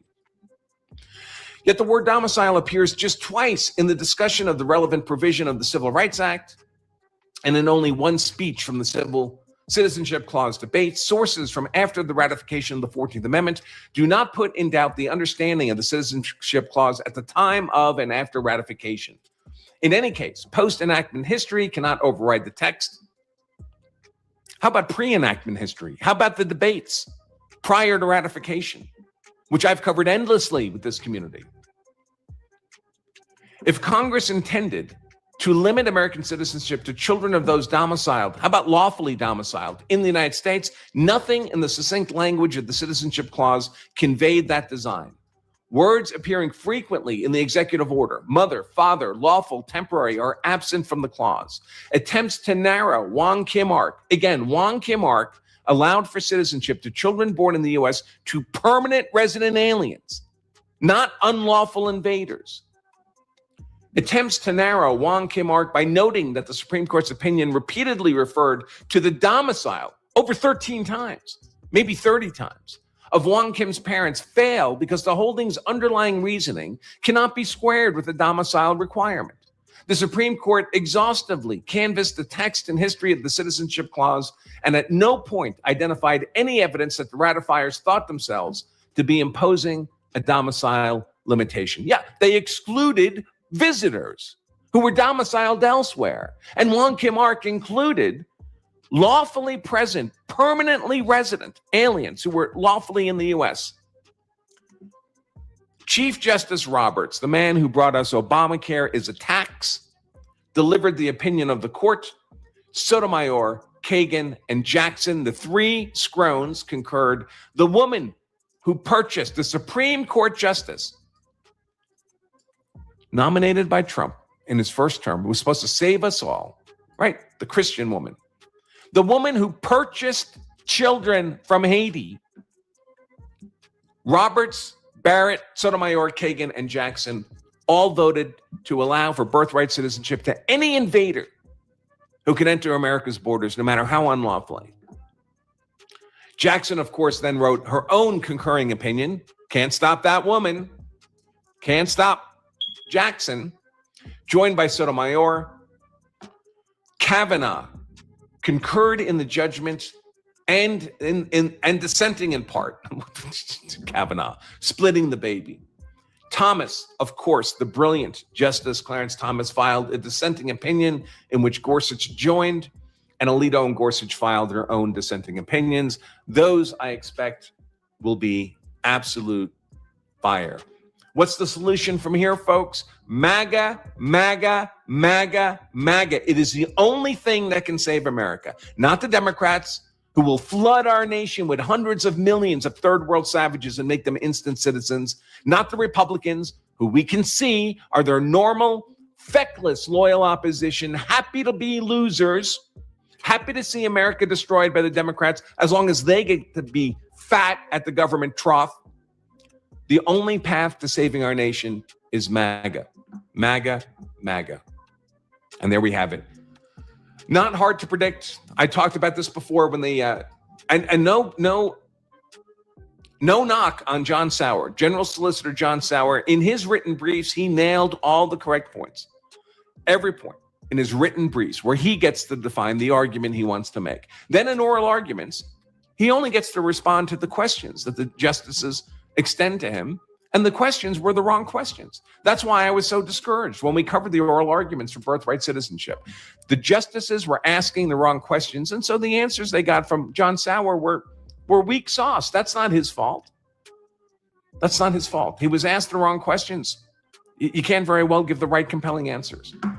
But his briefs were on point, as were many of the amicus briefs that, again, I broke down for all of you, that we've covered this all endlessly.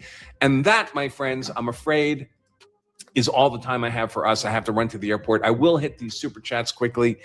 A Dutchie's mom joining late, but did you notice that Chief Justice Roberts missed a comma when quoting the 14th?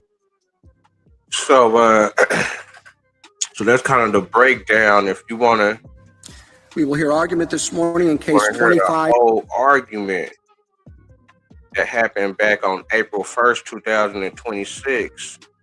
These are the justices right here, and you got, hold on, let me blow it up. So you got the government, the plaintiff, against, I guess, the government also, or the state or whatever, or Barbara or whatever, to be able to, as far as birthright citizenship. So this is the argument right here, and then they made the decision today or yesterday. So you can come here at the Supreme Court or argument transcripts, subscribe, make sure you tapped in, and or argument on birthright citizenship, Trump versus Barbara.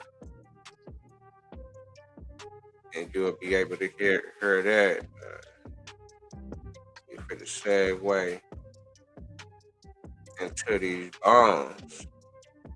You want to get down, just put the link out there. Got a couple rounds.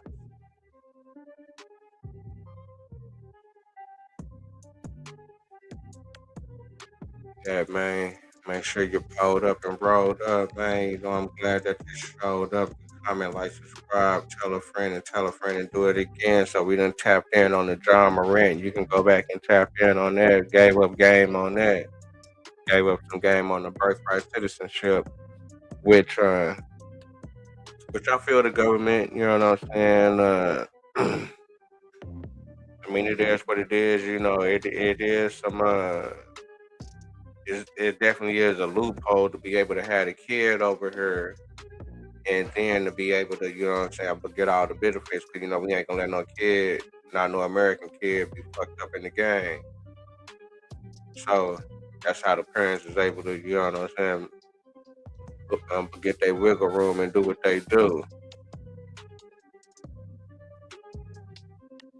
So I guess certain folks, you know what I'm saying, need the program, you know what I'm saying. You know, they were saying that there was a lot of programs going on from different countries where they were sending people over from China, Africa, some of those Muslim countries, flying back, but they stamped as an American, but they ain't got the ideology of an American, no, you know what I'm saying? They ain't thinking like no American, they thinking like where they from, but they legally is a citizen, you know what I'm saying? But they born over here.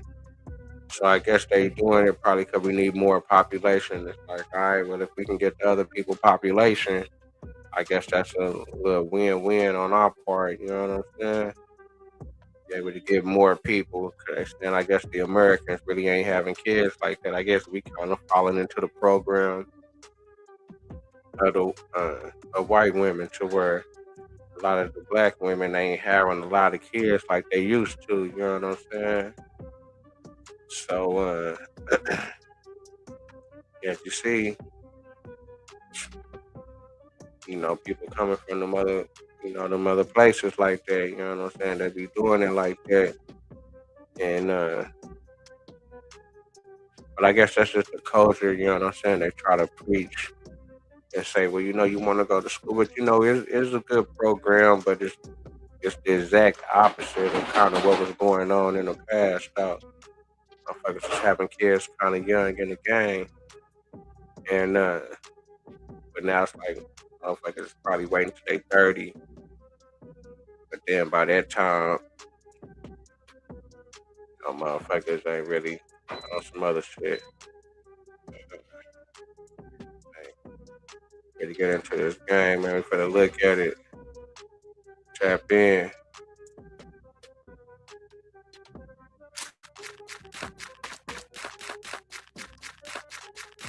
The finest luxury fragrance. Ying ying.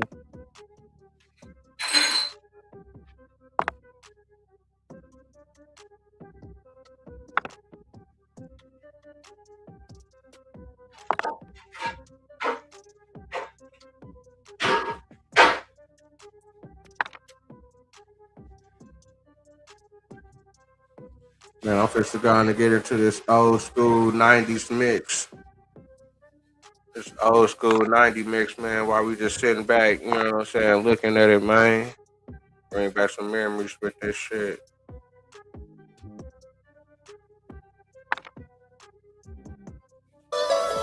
Shout out to Big Papa. My hood is deep in Atlantis, on the prowl for prey like a mantis. Truck high papa guns, the ones you can't diss. With the best in the west, with these scandals. Tell them where y'all at, on the nine, all the time. Sipping on some wine, putting lives on the line with the gangster glare. Quick to put you in the wheelchair, fools ride by, like scared, but the skills there. My homies going up the W on the 12th that I'm making cheddar cheese. Got singing to the knees, white G's and OGs, rolling on gold D's and low lows, hit the three. Stop counting all my homies on your finger. You need a calculator in the secretary, number one click, never secondary, knocking out teeth, so wait for the sweet fit.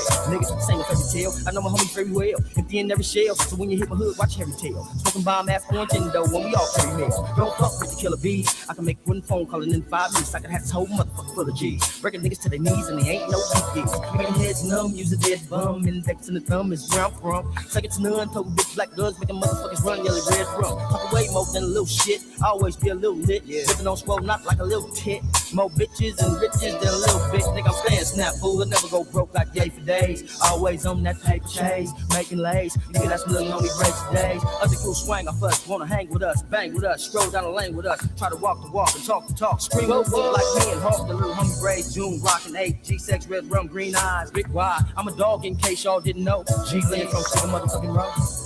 How deep is your love? How deep is your love? Oh, yeah. I'm the type of nigga not to rub my bitch, love my bitch. I'm in jail cause I beat up and drug my bitch. I was slum bitch, really dumb bitch. Nigga walked up and fucked a bitch. Before he hugged a bitch, reached out his head and shut a bitch. Pull a gun, everybody run, party out on blood. Big slug, slug a bitch. No more shorty, 140. Garcia full of crime, posting on Doty. One piss once told me, fuck him in the head for you fucking bed. Fuck these hoes, nigga, get your bread. Stomach and legs, that's why all my shots ain't for the head. To make sure all y'all motherfuckers dead. Hop out the cross, sermon again. Niggas on street, niggas in the pen. Love for the street, learn the game on 16 months, turn like never going home. Niggas mad cause the fucking hoes in the back suit, niggas so fuck you both. I'm a roll, niggas that I know gon' shoot. Not trying to look cute, but the game just Lizzo. You Lizzo, you should came to the hood trying to put it down in this smoking car, trying to let some homies down. But I see you turning up 104, so of course it goes down. Every round, there's a little homie taking down while you post up with the 50 round clip with the 100-yard scope. And I hope it flip the door, couple times to be in and out of town with the country folk. Flipping made dough, versatile town mates, say he wanna buy now. Sing a nigga, but he still knocking niggas out. He's singing on the hook, but check him out. Whoa, whoa. How deep is your love? How deep is your love? Oh yeah. Niggas in my hood, big back, smoke sack. On the block, flipping 50 packs. Trying to come up in this fucked up world, selling dope to avoid tax. Everybody thinking out the show. Even though we know that we all on the front line, we still busting no bitches, snitches get killed too, cause they might tell the one time. When the avenues hit the street, you know we deep. Ready for some shit to crack. Even though we know that we came to scrap, fuck that, we still gotta bring the gap. Niggas ain't trusting us, we ain't trusting them. Matter of fact, let's get to rushing them. Nigga make a funny move, get the ooze, take aim, start dusting them. Well, it's the IFGB. The dudes gave what a rat. They ain't older than 9-4s. Niggas older when you fucking with the family blood. We catch your blood, stress blood, we smash your blood. That's what you get from me from the other side. From the game to the day that I did side. The weed high, the only thing I know is we can go with the homies on the swerve with the phone. Everywhere we go, let them niggas know. Yelling if till I'm still till it's time for the go. Doc being green eyed for the rats and 8-0s.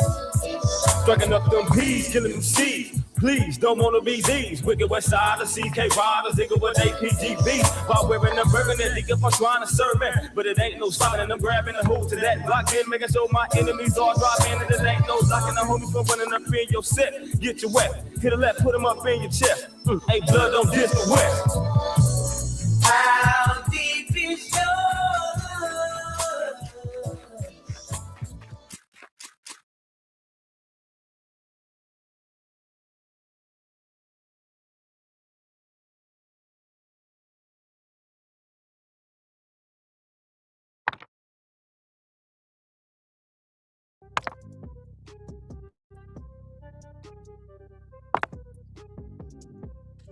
Man, shout out to Big Papa right there, man. That was that How Deep Is Your Hood, man. You already know what that song, man. That's on that Damu Riders. Man, that's that old school classic right there, man. It's definitely an old school classic. Hotel or rental car. Oh,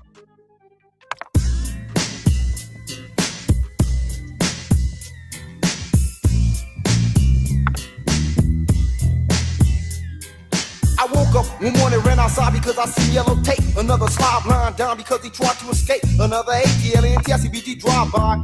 As his mama, daddy screaming, crying, they ask me why, but they don't know that I don't give a fuck. I hope the meat wagon van man hurry up and clean this slob up. My mama told me stay away from a gang, but at the same time I kept my blue rag and my blue strings. I used to drag a slob down the street and kick out his teeth and bang his head to get the concrete. And my neighbors wasn't no motherfucking snitches. I jack the slob for his riches when I'm done in these stitches. You know, last year a lot of slobs made that mistake. They couldn't wait to join the gang so they life should be taken by me. Another down BG, Scarface, Atlantic Drive, cover crip. I can't stand RED, but that's the main point in the fact. So let me grab my gas, bust back, cause this is Snoop attack. All slobs should be dead by the 9-5, cause in the motherfucking grave is where the Snoop slide. Y'all niggas keep the world a blue atmosphere. 2 C's go counter crip, cuz Better I'm out watch of your here. back. This is Pyru 187. Put a slob on his back with the Mac 11.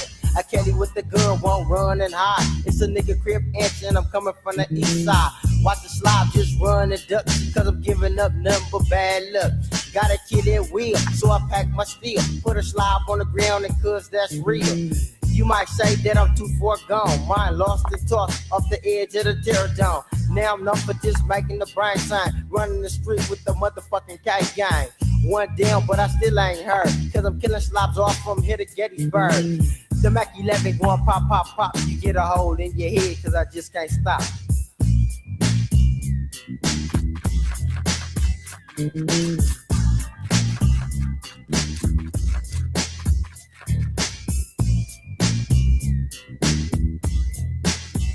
Slobs can't get away from this itchy trigger figure. Straight slob killer, cuz I'm a crip. Fuck them niggas, bill a caps cack with the motherfucking check. Nah, slob ass niggas better motherfucking recognize. This is a slob killer, AD-double-C. Bleed off, beat off, killer, cuz I'm a LOC. Finish slob niggas on the stairway to hell. I can't inhale, cuz I can't stand the dead lobster smell. So chunk that nigga into this ditch. Or stop killing, and that includes a snoop. Bitch, a hoe is at a crip up and won't give a fuck.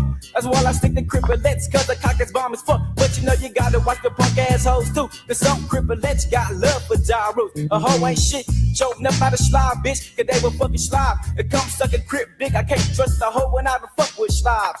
I'm a lobster saying fuck all ooh lives. This is the motherfucking C-R-I-P. Ain't no love for an S-L-O-B. I'm giving up the K to some slobs in up Rome. Slobs wanna trip slob, nigga, bring it on. Shut a slob down with this 30-6. Infidel scope with a 30-round clip on Compton Crip. Batman don't step too close. Gives you some slob ass ex-crip nigga from East Coast. That nigga dog better watch his dome. My dick still in his mouth, so mutt nigga song. You ain't a dog, use an M-U-T on the nuts of a Compton BG. Fuck banging on wax and fuck a true blue tape. Fuck everybody hood if they dissing the K. See, I get a strap and I'm ready for a 211. Catch a slob in the slob 187.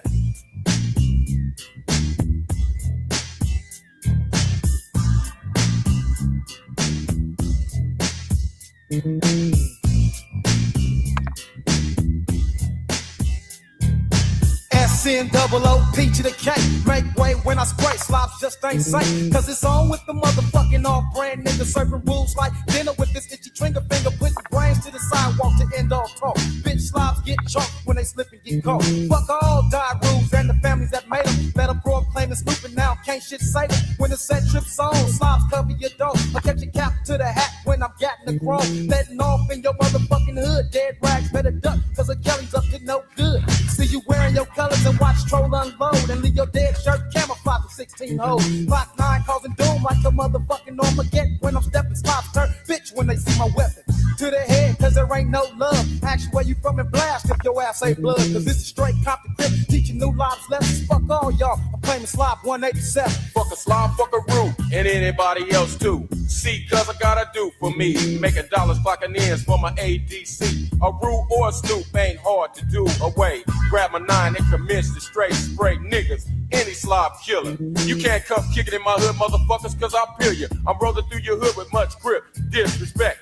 Blued up on Atlantic and it's time to settle the motherfucking score. Take 9 bullets, motherfuckers. Now open up the door. And to you slob motherfuckers that don't know me, fuck your sets and your dead homies. ADC up, niggas.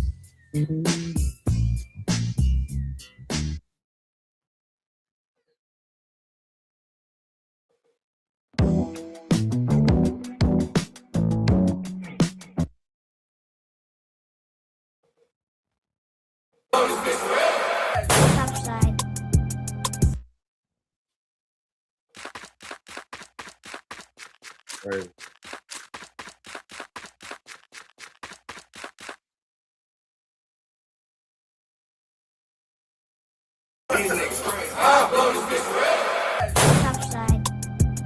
The mob on top of this bitch forever. The mob on top of this shit forever. Mob on top. Welcome to Get a Bag Records. These niggas crazy, I'll blow this bitch wherever. I love this quake and I'll pull this shit wherever. You want the kit, you shouldn't reach for mine, never. If you trying to get some weight, I'm pulling up this shit together. Ay, I get it popping with whoever, nigga, you should know. HBD on Instagram post was beautiful. Junior running around here tripping, nigga, use a hoe. Keep on sending flunkies at me, keep on getting them niggas smoke. You was in the private school learning, trying to choose a hoe. I was in the O, probably Akron selling blues and blow. Fucked up whole batches running through them, no. Balling off that tan boy like high school music. Shootout right there in Confessions, now I'm 2-0. Put that belt on Lil Ron till his fluid's gone. How the fuck I get the stick? You know you niggas wrong. Petty ass pistol, fuck it nigga, I'ma use it though. If you fuck with 3, I know by now you know your boo a hoe. Could've stayed with gang, he took off running, he ain't stupid though. Lame niggas playing with their life, I know a few of those. Could've had the Prezi scot-free, but niggas blew it though. These niggas crazy, I'll blow this bitch wherever. I love this quake and I'll pull this shit wherever. You on the kit, you shouldn't reach for mine, never. If you trying to get some weight, I'm pulling up this shit together. These niggas crazy, I'll blow this bitch wherever. I love this quake and I'll pull this shit wherever. You on the kit, you shouldn't reach for mine, never. If you trying to get some weight, I'm pulling up this shit together. Ay, how the fuck is niggas demons with a crew of hoes? How is you a kingpin, your daddy run the show? Acting like you trapping, nigga, you can't even move a boat. Thinking you say Patrick, okay, little nigga, you a ghost. Make a bad disappear magician like Chris Angel. You a rat, ain't waste a second, snitching in the rain, man. Stack 100,000 bottom blicks and get the banging. I was a bitch, my pops would probably kill me like he came. Boy, you in that water, I get extra when I'm angry. I just made $2 million, so that Cully getting paid.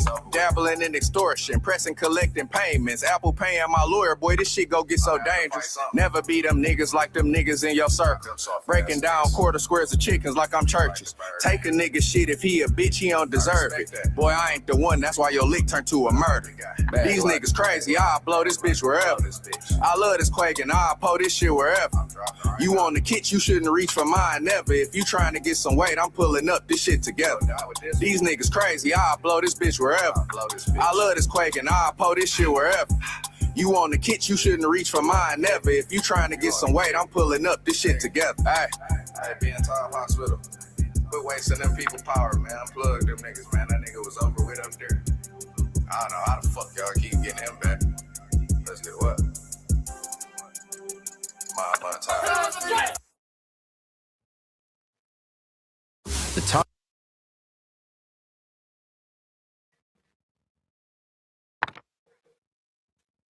Man, Mob United.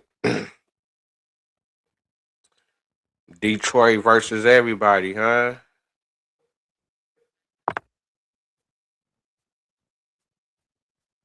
Detroit versus everybody, man. I like that Detroit flow, man. Detroit got a nice little.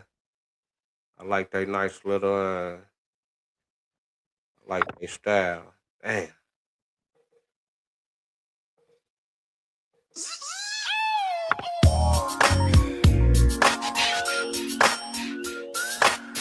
This for all y'all, all over. Bounce, niggas, roller skating, bitches, homies, bounce, rock, lady, roller skating, dipping down the street, black day. I've been all around the world, Japan to Amsterdam. Hit them like switches, dipping, hit the switches, which is one reason why I gotta make mine. Cause these fools on the streets trying to take mine. Say, what's up, baby? Times getting shady, you gotta lick stick with it. Hey, what's the damn deal, man?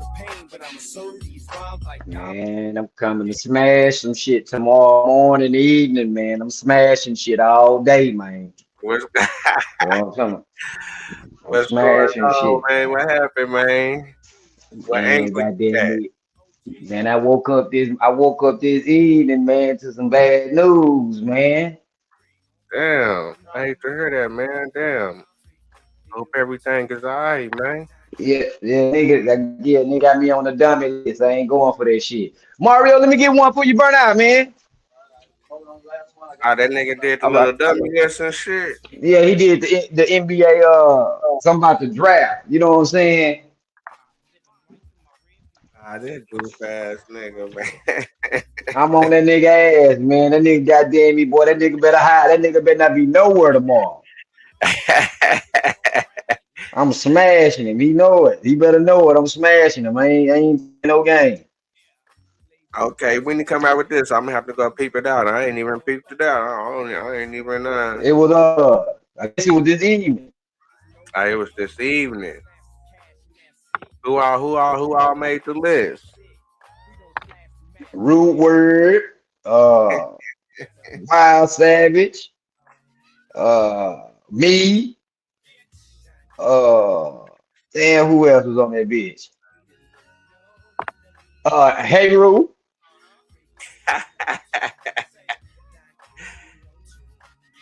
Yeah, he did a top 5. He did a top 5. But he's supposed to be coming with the top 10 later. I don't know.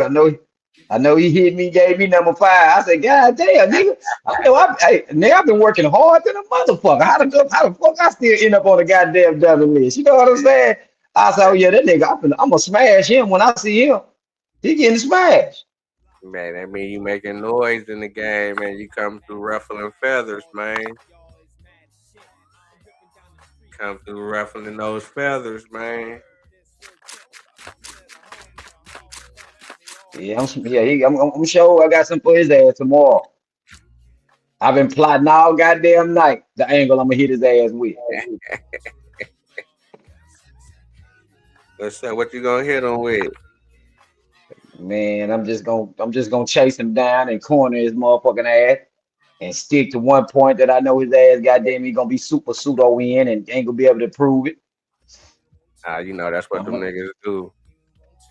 I'm gonna make sure I don't do none of that bullshit, for he won't try to put me in the back, none of that. He gonna have to stand right there in front of me. You know what I'm saying? You going in the back.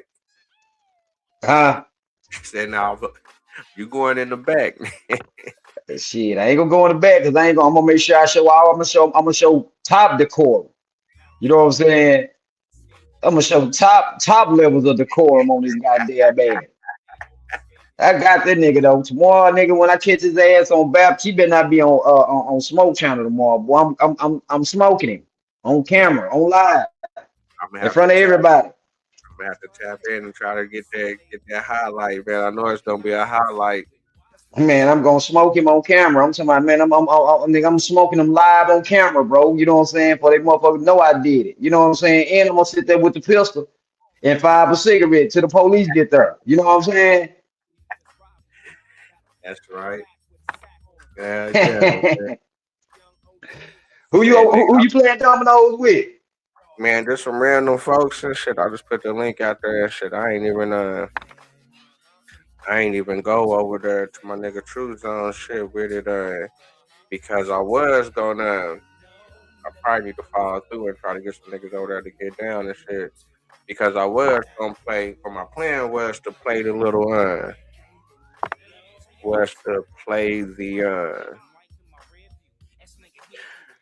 play the Birthright Citizenship argument and shit that they had in court a couple of months ago, but that shit is 2 hours and shit, so I started too late, you know what I'm saying? Plus I was gonna play this little music mix and shit, you know what I'm saying? So I'm like, man, I'll just shit, fuck it, you know what I'm saying? But the way that I was gonna do it, nigga, I was gonna be showing the domino game while the Birthright Citizenship argument was gonna be playing in the back. You know what I'm saying? Right. But shit, nigga, I wasn't gonna be playing the dominoes for that long and shit. Not, you know what I'm saying? Not for no 2 hours. Plus, I wanted to listen to some music and shit. So, you know what I'm saying? I was like, fuck, I just fired it up. But shit, I might go over there and get some niggas to play. But shit, it's already 1:30 and shit. So. Yeah. Shit, by time 4:00 hit, it's gonna be they're gonna be talking about Mormons and shit over there. You know what I'm saying? Hey, my my nigga Truth will be on that shit, man. My nigga be trying to find his angles with that shit. Man, I guess everybody got their angles, you know what I'm saying? The kind of how they, want to attack it, you know what I'm saying? I really ain't listened to old dude in the cool little minute that the nigga was playing this morning, but the nigga was tapped in with that nigga for a cool little minute, but the nigga had got he be getting kind of weird and shit sometime. What's that nigga name, man? That nigga that be doing them little videos and shit, but that nigga be doing like the the videos and shit. He kind of he matter of fact, he be using some of your boy shit. Or like most of his videos was starting off with my nigga, what's my nigga name that you was using, my nigga, my nigga Bobby that be Hemmett. doing, nah, the other nigga, the cold nigga. He was going at the boule like a motherfucker. I think he died though. Oh, Steve Copeland. Steve Copeland. Steve Coakley. Steve Copeland. Steve Coakley. Whenever he was doing his videos, he always used to come in with the Steve Coakley little shit in the beginning. You know what I'm saying? I don't think he be doing it no more like that. But I forgot that nigga name and shit. That nigga be coming with some cool little videos sometimes and shit. Coming with some cool little info and shit. Shit, Man, nigga, since my little. You say what? Go ahead. My little page and shit, nigga, since the motherfuckers don't be letting me drop the link over there on my old little page and be motherfucking flagging my shit on. I say, man, let me get off that motherfucker, man. So on that other one, man, I'm just gonna be like, I'm gonna be doing videos instead of doing live. I'm gonna go back to like when I first started that channel and just doing like videos of the information that I got, because I got a whole bunch of shit, you know what I'm saying, still that I can just put out there that people can just be able to read, or just to be able to just be able to have the information, you know what I'm saying, if they want to get on some history shit about some Black Seminole shit, you know what I'm saying, because that's all I'm coming with. That's some Black Seminole shit, you know what I'm saying. That's right, nigga. You supposed to stick with your bread and butter, nigga. You know what I'm saying? You stick with that bread and butter, nigga. You can't lose. You know what I'm saying? A nigga gonna have to goddamn a nigga can't come loosely. You know what I'm saying? When you coming with your bread and butter, you know what I'm saying? It's a fact. Cause your shit gonna be more organized. You know what I'm saying? Shit gonna be all over the place. You gonna smoke him every time. But shit, nigga, another thing when I learned just by studying this little history shit, man, it's like, nigga, like this history shit be taking you so many places, you know what I'm saying? Like, you can be on one mission and you get to going and you find something else within that mission, and that shit will take you away from what you was looking at, because the other shit then turned more interesting, you know what I'm saying? And you can try to get away from what you originally was looking at. You know what I'm saying? So that's why I was like, man, yeah, let me just kind of stick with it, because when I first kind of came into it, at first I was just doing like, okay, let me just find some Black Seminole shit and see if I can find some shit with the family, because a nigga grandpa, you know what I'm saying, I wanted some more information, because a nigga kind of be into the computer shit. I ain't gonna say be in the computer shit, but like be on like the internet and shit, you know what I'm saying? Right. He always used to kind of like bring it up a little bit here and there and talk about it when the nigga was young, and he used to kind of like do his own little research. But back then, without the internet, you had to go to certain places to be able to get certain information. So he had accumulated a book of some shit that we always had, but the nigga never really just tapped into it like that. But so he getting a little older now, you know what I'm saying, and he still be wanting to like he want to go down to Texas. He want to go down to Brackenville, Texas. You know what I'm saying? Because they be having a little Black Seminole thing down there, that little black town and shit down there, the little Black Seminole town. And they be having a little gatherings and stuff. He want to go down there. He want to go to Florida. He want to go. You know what I'm saying? He want to go to these places because shit. But that's a nigga history and shit. You know what I'm saying? So the nigga started like looking at some shit. So I'm like looking for a nigga family. So nigga, I just put it in my head. I'm like, all right, well shit, nigga, let me just go back to the beginning just to see if I can find a nigga family coming up to that era because where nigga get lost in the South set is in like the 1700s. You know what I'm saying? Like it's hard to kind of go before, you know what I'm saying, to kind of like see who is who in the 1700s and shit like that. So I was like, well, shit, nigga, let me just go to the beginning. You know what I'm saying? So that's when the nigga was like looking at the Christopher Columbus, and that's how I came across that Panama shit. You know what I'm saying? Because I was just going to like, okay, let me just go to the first explorers. What was they seeing? And you know what I'm saying? Just and it's like I say, a nigga started off just looking. A nigga just looking for some Black Seminole shit. Now I done found myself in 1492, and now I'm in Central America and South America, and you know you just get to reading so much. That shit takes so much time.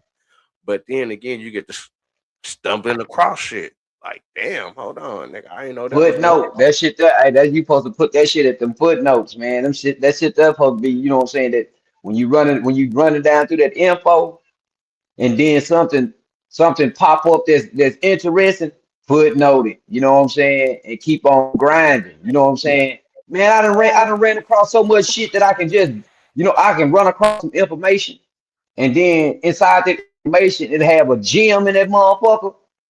Oh, I can take that gem and stretch that bitch to about 4-5 different subjects. You know what I'm saying? Man, I had to get that shit out my man. I was saving too much screenshots, nigga. Like, I had to get all this shit out my phone, man. Cause that shit was taking up space, and plus I be doing like my little kids highlight videos and shit like that. So I be, man, I had so much shit on my shit, so many motherfucking little clips of motherfucking like not like little screenshots of like books. Look, you know what I'm saying? Like you say, footnotes. Yeah. But I didn't put a lot on my little channel and shit, so I'm like, man, I got a lot over there documented. So shit, if I need to go find anything, I should be able to find it over there and shit. I just gotta Vino, do some more little nigga, research. my brain been working so overtime, nigga. I can hear a quote from a rapper and make content out of it. I swear to God, nigga, I made a nigga, bro. Listen, bro. Jay-Z said in one of them songs that he, you know what I'm saying, he went to the school of hard knocks, and he was saying, like, he was talking about, you know what I'm saying, that's how I got them degrees. When I had looked, you know what I'm saying, when I had ran you them degrees and shit, when I was talking about the degrees you get from the streets. Right. Okay, right. I got all that info from out of goddamn me for a bar. You know what I'm saying? Out of a bar that JC said, right? And then I got some more content out of a quote that Malcolm X said that if the men knew what the pimps knew. See, and that's what I'm saying. You so tapped in, you done heard so much game, and you can connect certain shit when you hearing that shit. You can connect it to the present. Yeah, keep putting that shit out there and keep highlighting it because Man, that's good game. That's why I be fucking with. That's why when you first came through, you know what I'm saying. Like when you first came through, you first started hitting the links and shit. You know, like in like the little wars, like the little YouTube skiffles and shit niggas be having it. Like, all right, niggas against not a coincidence and lucky and that nigga, and what's that one nigga? That nigga ain't hit the panel in a cool little minute. Nigga from New Jersey, wild ass nigga. But when you was like pushing the African thing, you know what I'm saying? Even though you on some black shit, niggas like, he on some bullshit. But a nigga still recognize the real because when you did that one shit in your town, when you was talking about that hanging, nigga, that shit was cold, man. Everything. I like that shit. That was a cold little piece right there. Yeah, my nigga locked in, nigga on some real black shit over here. You know what I'm saying? That a nigga really can't argue with. You know what I'm saying? How a nigga gonna argue against that? You know what I'm saying? Yeah, because it's reality, man. You know what I'm saying? You can't debate that. Yeah, nah, you can't debate that, nigga. Yeah, nigga, that's that black shit over here. That shit that done happen. That niggas gotta recognize and shit. You know what I'm saying? And you know, kind of what I found that, cause when I first came into it, nigga like me was, when I first came into it, I said, now I basically banging heads with everybody. Pause. You know what I'm saying? 'Cause when I first came through, a nigga was going there smoking them. You know what I'm saying? Uh, but I was going there not a question them and too. Like nigga, I wasn't agreeing with because smoking them. Like I felt like niggas smoking them niggas just like far left. And I feel like the other niggas be far right. You know what I'm saying? Now, when I say smoking, they're far left. Right. Like, but them niggas get to the point to where all black people in America ain't from nowhere else but in America. Like, you know what I'm saying?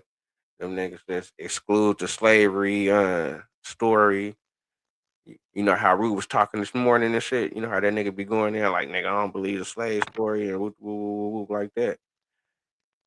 And I be feeling that sometime, like what them niggas be on when them niggas be pushing that for the simple fact that the white people done lied so much to us about so much shit over here. It's like, what else these niggas done lied? You know what I'm saying? Like, them niggas may be lying about some other shit too. Niggas just can't just be jumping out the roof believing these niggas. You know what I'm saying? But still at the same time, a nigga gotta believe some type of history. I don't say a nigga got to, but a nigga gonna believe some type of history. You know what I'm saying? That a nigga hear. And a nigga gonna kind of, you know what I'm saying, compare that shit and be like, well, this shit look like it happened. You know what I'm saying? But a nigga like me wasn't living back then, but just from the history and how it come, pause. Shit.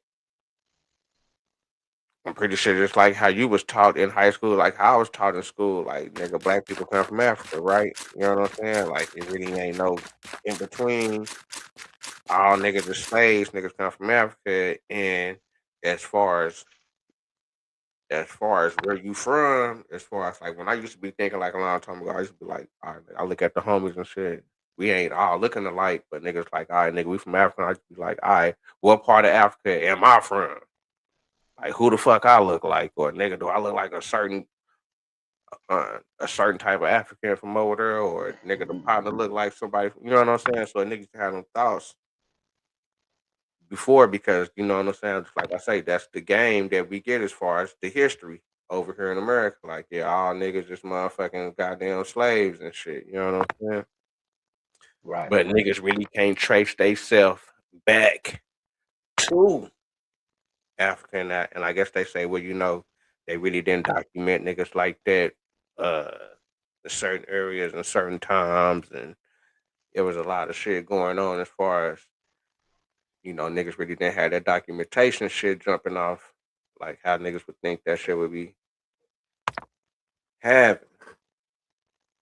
And damn, that's how nigga was getting into it with Q Buddy and them, and uh,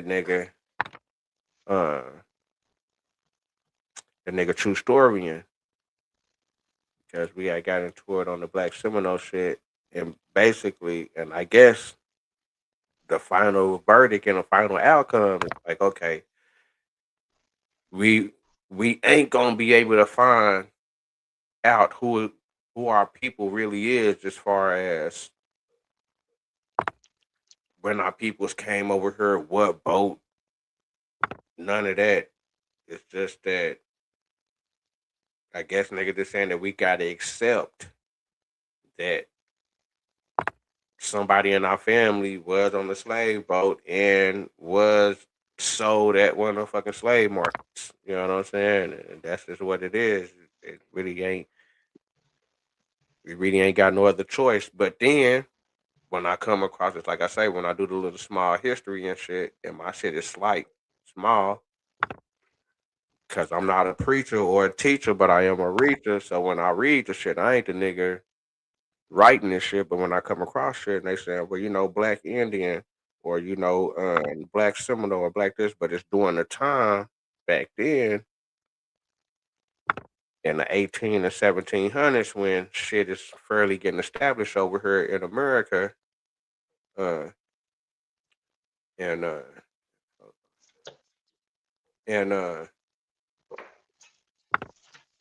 so a nigga kind of be like, damn, okay, damn, that shit said that. Because when I look at my shit, as far as my peoples, like, okay, when I go back and they say, okay, well, they calling them Black Indians, but still at the same time, they say within this area in Florida that these niggas wasn't slaves to nobody at the time, that they was already, I guess, they the maroons. So I guess they would say, well, they done already ran away and they already just locked in on the land type shit.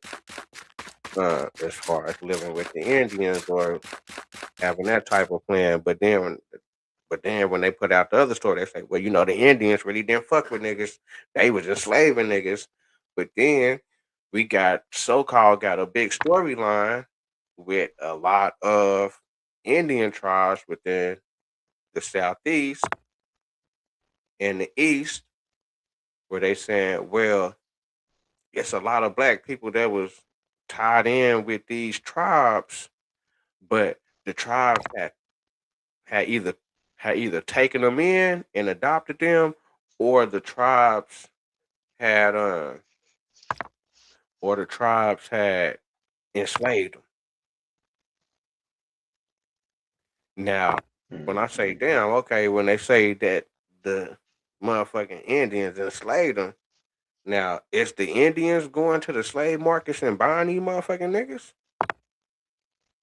Indians ain't even got no bread, so if these niggas is coming through with some corn or coming through with some motherfucking goddamn beaver fur, beaver skin, and be able to buy motherfucking slaves where they done got a whole bunch of motherfucking niggas, or which we done read within the history where they are part of the slave raids with the fucking white people and they running up on, like I say, when I'm reading in Florida back when South Carolina was first kind of put together, as far as Charleston, when they first kind of put that town together, and when they first started doing their little slave raids, these motherfuckers was going down to Florida within this area where I was having that debate and argument with Lucky, where I was saying, hold on, within this area, they saying that there was already some Black people down here whenever they put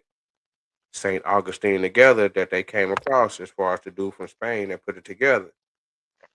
And then at the same time, I had see that when we be talking about maroonage, right? About the maroons, the Black maroons. When they talk about them almost conquering parts of these motherfucking lands, man. and that's what I be tripping on. That's what I be tripping on when I hear that. And then when we And the style too, you got to look at the style, the way that they was doing it. They was taking the slaves. They weren't killing the slaves. They was, you know what I'm saying, like incorporating these motherfuckers into into their families though. You know what I'm saying? That style of doing that shit, that's like different. You know what I'm saying? That's like damn near like some African shit, man. I'm talking about they giving up their sisters, mamas, and aunties. Now, how they giving up their sisters, mamas, and aunties to the so-called slaves? See, and that's what that should be kind of crazy within that Seminole shit, because there's a lot of that going on. Nigga, I can show you documentation where when the white people first started, I guess, kind of getting it cracking with them niggas down there in like the 1820s, where they saying that it's some nigga Indians that's in control of some Indians. Like nigga, they nigga like but these niggas own the Indians. So I'm like, Right. nigga, what the fuck? When I'm reading that shit, but I'm reading that shit from letters in the War Department. You know what I'm saying? I'm reading that shit where the soldiers and the colonels and the generals writing each other within these wars, and you can see they little letters and shit they sending to each other, and they talking about the people that they fighting and shit. You know what I'm saying? Right. So I'm like, yeah, that shit crazy. So when I'm coming across that shit, it's like I say, you know what I'm saying? I don't be tripping on the fact that okay, yeah, if a nigga is an African and shit like that, a nigga really ain't tripping. A nigga just trying to find out exactly where a nigga from with it. You know what I'm saying? Shit, you nigga a whole different thing, man. We a whole if that's the case, we a whole different goddamn a whole entirely different race. You know what I'm saying? You know, okay, we come from somewhere else and then we landed here and then mixed with something else, or you know what I'm saying? Something like that shit. That means shit, we became a whole different line of people. You know what I'm saying? That's just what I think. Cause motherfuckers like damn, nigga, especially when when the motherfucker went to have kids, they looking at them kids like, what the fuck is this? I don't know if this a nigga or a white, you know what I'm saying, a white child, or you know what I'm saying, or you know, just another niggas looked at motherfucking baby like shit, the fuck? You know, a new thing. I'm thinking it's kind of like some new shit. Now, do you be looking at these now? Do you be looking at these soccer games? Now, when I be Hell looking at nah. these soccer games, I be looking at the players and what they be looking like as far as they represent their countries and shit like that. As far as what motherfuckers is looking like over there and shit, right? You know what I'm Right. saying? So when I was peeping out the motherfucking when I'm peeping out certain countries like Ecuador, Panama, uh, motherfucking Curacao, and some of these places that's like Central America. Now, when I look at some of these niggas, now they ain't dark skinned niggas, but they like a caramel type nigga. You know what I'm saying? Now, is that a coincidence of mixture, or was it already niggas over here that was like already kind of like that caramel color that just look like a light skinned nigga? Yeah, it sounds like probably could be a little bit of both. It probably could be both of that. See, and I still can't get You that know out what I'm my saying? head. Pause. When when a nigga came across that shit with Christopher Columbus, and the nigga say, well, when he came to, I guess one of them islands. Now this is before the nigga went to motherfucking South America. Before the nigga went to South America, the nigga go to the islands, and the nigga say, uh, and the nigga say, well, the motherfuckers in the islands say that it's a black man that come from the south with gold tipped javelins. They come from the south and the southeast. So I say, all right, well, shit, hold on. It's this is Christopher Columbus. This is early in the game. This was like 1497 when he heard that, just before the nigga went to South America and all these other places down there. Now, Christopher Columbus just didn't do no exploring like that on the mainland like that. Them niggas kind of really just got down exploring within the islands and kind of controlling that real tough. But when I heard that in 1497, then come back in 1513 in Panama, where I'll be arguing that nigga, where they say that niggas was found over there. And the reasoning that they were saying that niggas was over there is because but they were trying to say that they were Ethiopian or Guinea pirates, and they ships had wrecked over there, and that's the reason that they was over there. But it was two different tribes. It was two different tribes, and the people said they've been warring with these niggas over there. So when I heard, I said, okay, damn, that's 1513. Now, during that time of that, when they found the niggas, this is on the west side of Panama. This is more close to the Pacific Ocean. Now, when they found the niggas, this is a white boy that was the first white boy to see the Pacific Ocean crossing through land, as far as from Europe. So on that mission, niggas found some niggas right there, kind of going west. Now, motherfuckers was trying to argue me that, hold on, these is niggas that had came over here previously with somebody that wasn't able to establish. They had got ran up out that motherfucker. You know what I'm saying? See, that's what motherfuckers don't be telling motherfuckers is on a lot of them stories. A lot of them motherfuckers that was coming early and was trying to establish, they was getting ran up out that motherfucker or killed.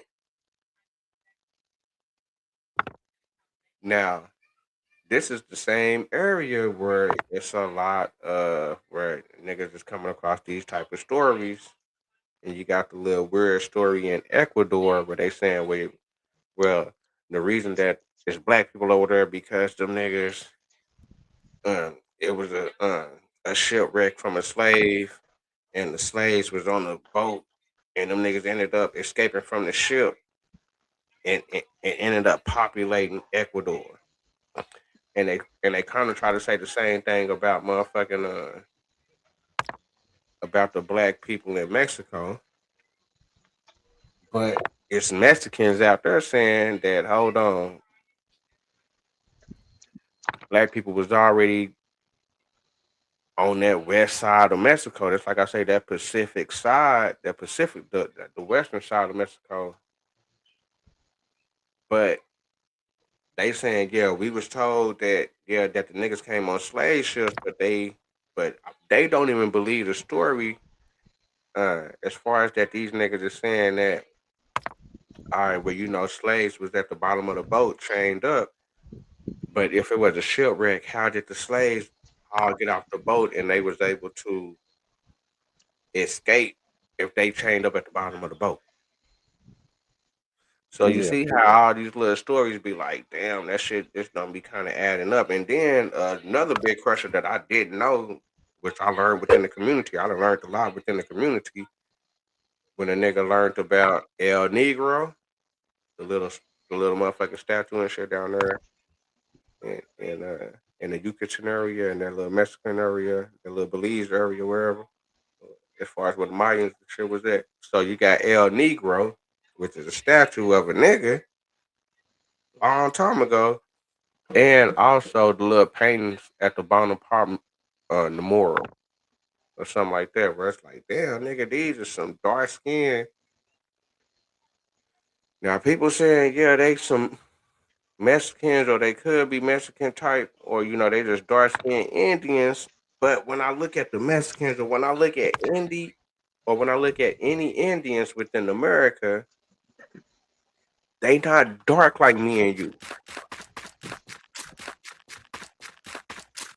You know what I'm saying? When I look at all the motherfucking tribes in North America, from all the Indian tribes, the Mexicans, and all the Indians in fucking South America, most of them damn near got the same skin tone as a white person.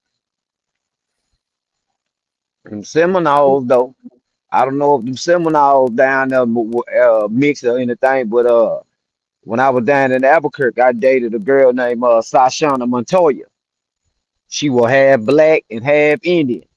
You know what I'm saying? Hair down her back.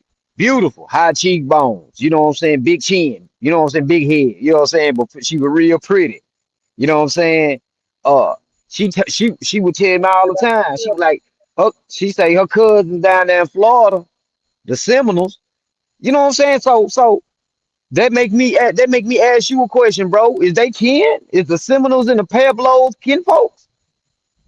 See, and see, they got me thinking. See, because I don't know if it's because of that Buffalo Soldier shit, or I don't know if it's because of that. If we was already within those areas to where we knew to go to Mexico because we did get ran up out of Oklahoma. You know what I'm saying? As far as like a lot of people did get ran up out of Oklahoma, that's how we got established at Brackenville, Texas, and I guess like another little town in Mexico down there. Right. So I don't know if it comes from that, but then again, I was also saying that I don't know how long if any connection with black people and Indians like that, because it's like I was talking about this morning when I bring up that picture when we was talking about New Orleans, and whenever I bring up that picture from motherfucking whenever I bring up that picture from that book I had ran across, it called Southeast Indians or Southeastern Indians, and on the first page, it's a picture about like 5 Indians, and it's one black Indian, like a little Indian child, like a little Negro, but it's dressed like an Indian. Right. So I'm like, damn, this is 1730.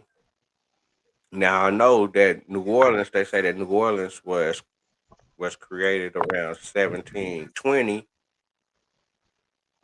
but within that book and within that scripture, they not saying that the black Indian is the slave. They just saying that this is the Indian within the description, but it's another Indian. It looked like an Indian, but it's a female, and they calling the female the slave. So I'm like, damn, that shit. You know what I'm saying? That shit kind of like when I'm seeing shit like that, and then at the same time, we having this argument about, well, is black people from America also? Yeah, as far as like was the niggas heard before white people? Cause that's my whole argument. All right, nigga, it was some niggas here before white people. You know what I'm saying? I don't know Yeah. when these niggas got here or how they came or none of that. I'm just saying that it was niggas here before white people. You know what I'm saying? Oh Yeah. God. Shit, it's like a little tough argument or whatever, but shit, it is what it is. You know what I'm saying? I just try to come in my little information and shit. We can look at it. You know what I'm saying? That's all I Oh can God. do. I come in my little info and shit. We and that's all I want to do. We can debate it. We can, you know what I'm saying? Try to say if it's stamped, we gonna stamp it or not. Is it 100? I'm just bringing it to the peoples. You know what I'm saying? And hopefully that we can be able to build off of it and be able to get some closure and stuff like that. Because when I first came into it, I was, you know what I'm saying, thinking that, you know what I'm saying, I was gonna be coming across a lot of other niggas that kind of got the same story like me, and I was kind of hearing it, but it was like some fried shit going on. Like niggas be kind of like faking it and shit. You know what I'm saying? But niggas like, yeah, I'm a black Indian, or you know what I'm saying. It was like a hype thing, but I didn't know that it was even a sector like that. You know what I'm saying? That these niggas was even battling uh on some Aboriginal, but still at the same time, I didn't know that they was going at the Indians. You know what I'm saying? Like when niggas wasn't even respecting it. You see how them niggas be tripping with the natives? They be like, nigga, fucking Native American. You know what I'm saying? Like them niggas ain't even from here. You know what I'm saying? Them niggas be, so I'm like, damn, hold on, I can't. You know what I'm saying? Because I got Native Americans in my family. You know what I'm saying? I done been around these niggas, so I know that these niggas is what they is. You know what I'm saying? But You know, I'm gonna tap back in with you, man. I'm finna go, I'm finna go hit this motherfucking clock. I'm finna I mean, all I right, was on my hour. You hear me? and I'm finna go to sleep, my nigga. I appreciate you tapping in, nigga. That was a good build. That was a good classic right there, man. Man, a nigga gonna tap in with you here, goddamn, if I got some time, man. You know what I'm talking about? I appreciate it, man. That's love. I'ma fuck with you, my nigga. Yeah. I'm gonna tap back in with you here in a second. You be careful. What? Hey, Uh-huh. I'm I'm trying to see who a nigga master teacher is tomorrow. Hey, man, get at man. Chop that nigga down, man. Get at that nigga, man. I'm gonna have to tap in about I'm what going. time. I don't Because know. nigga, Whenever smoke signal go live, I'm okay, gonna be whatever. one of the first niggas up there. Me and CJ. You gonna get down. Hey, nigga, I might go and join the panel too with you, nigga. So shit. Man, join the panel, man, because I'm chopping the nigga down, man. I'm asking them critical questions, man. I'm trying to get to the foundation so I can shake the foundational core on this nigga. Well, shit, nigga, gotta make history, my nigga. That's what it's Yeah, about. I'm gonna fuck with you in a minute. All right, my nigga, you be good out there. I bet. What?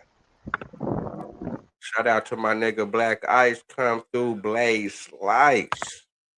Man, representing Texas Arcana. Ooh, let me get that bread. I needed that for this last game. Let's go. Representing Northeast Texas in the building.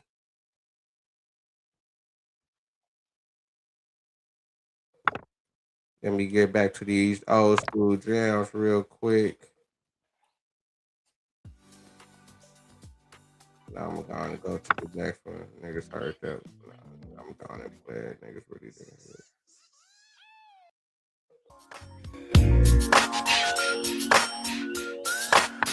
This for all y'all, all over.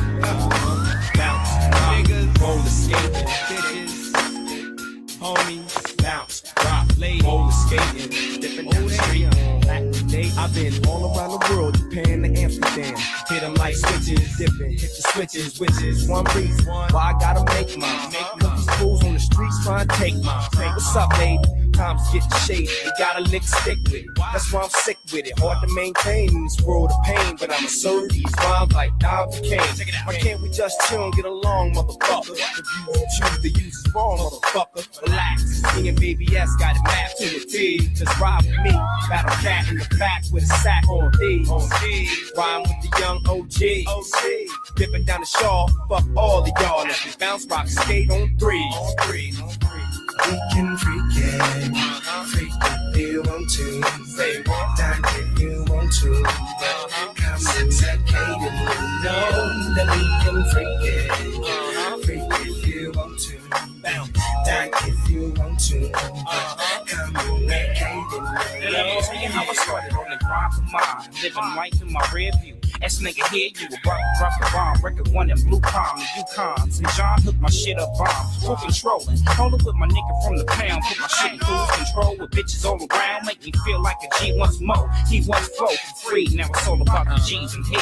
Oh yeah, blaze up a whole sack to the head. We wear khakis, nigga, fuck jeans. I'm sure all the G's know what I mean.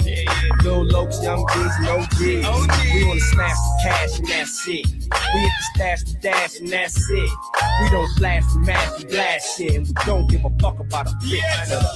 We can freak if you want to, down if you want to, come and secate it, know that we can freak if you want to, say down if you want to, come and secate it, Throw it up, nigga. Give it up, nigga. Throw it up, nigga. Give it up, nigga. Throw it up, nigga. Give it up, nigga. Throw it up, nigga. Give it up, nigga. Throw it up, nigga. Give it up, nigga. Throw it up, nigga. Give it up, nigga. Throw it up, nigga. Give it up, nigga. Throw it up, nigga. Why you tripping with me? Why you kick it with me? Just sign the block. Combine the knots. I got me somebody bad as shit. All the rest of y'all is mad as shit. I'm whipping down the street in the sky blue Benz. Pull up to the curb, then swerve jet.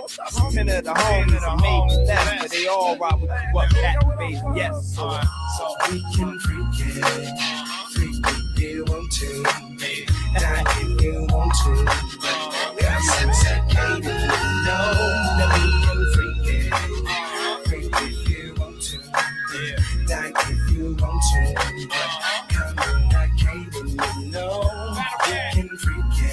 Freak if you want to. Die if you want to.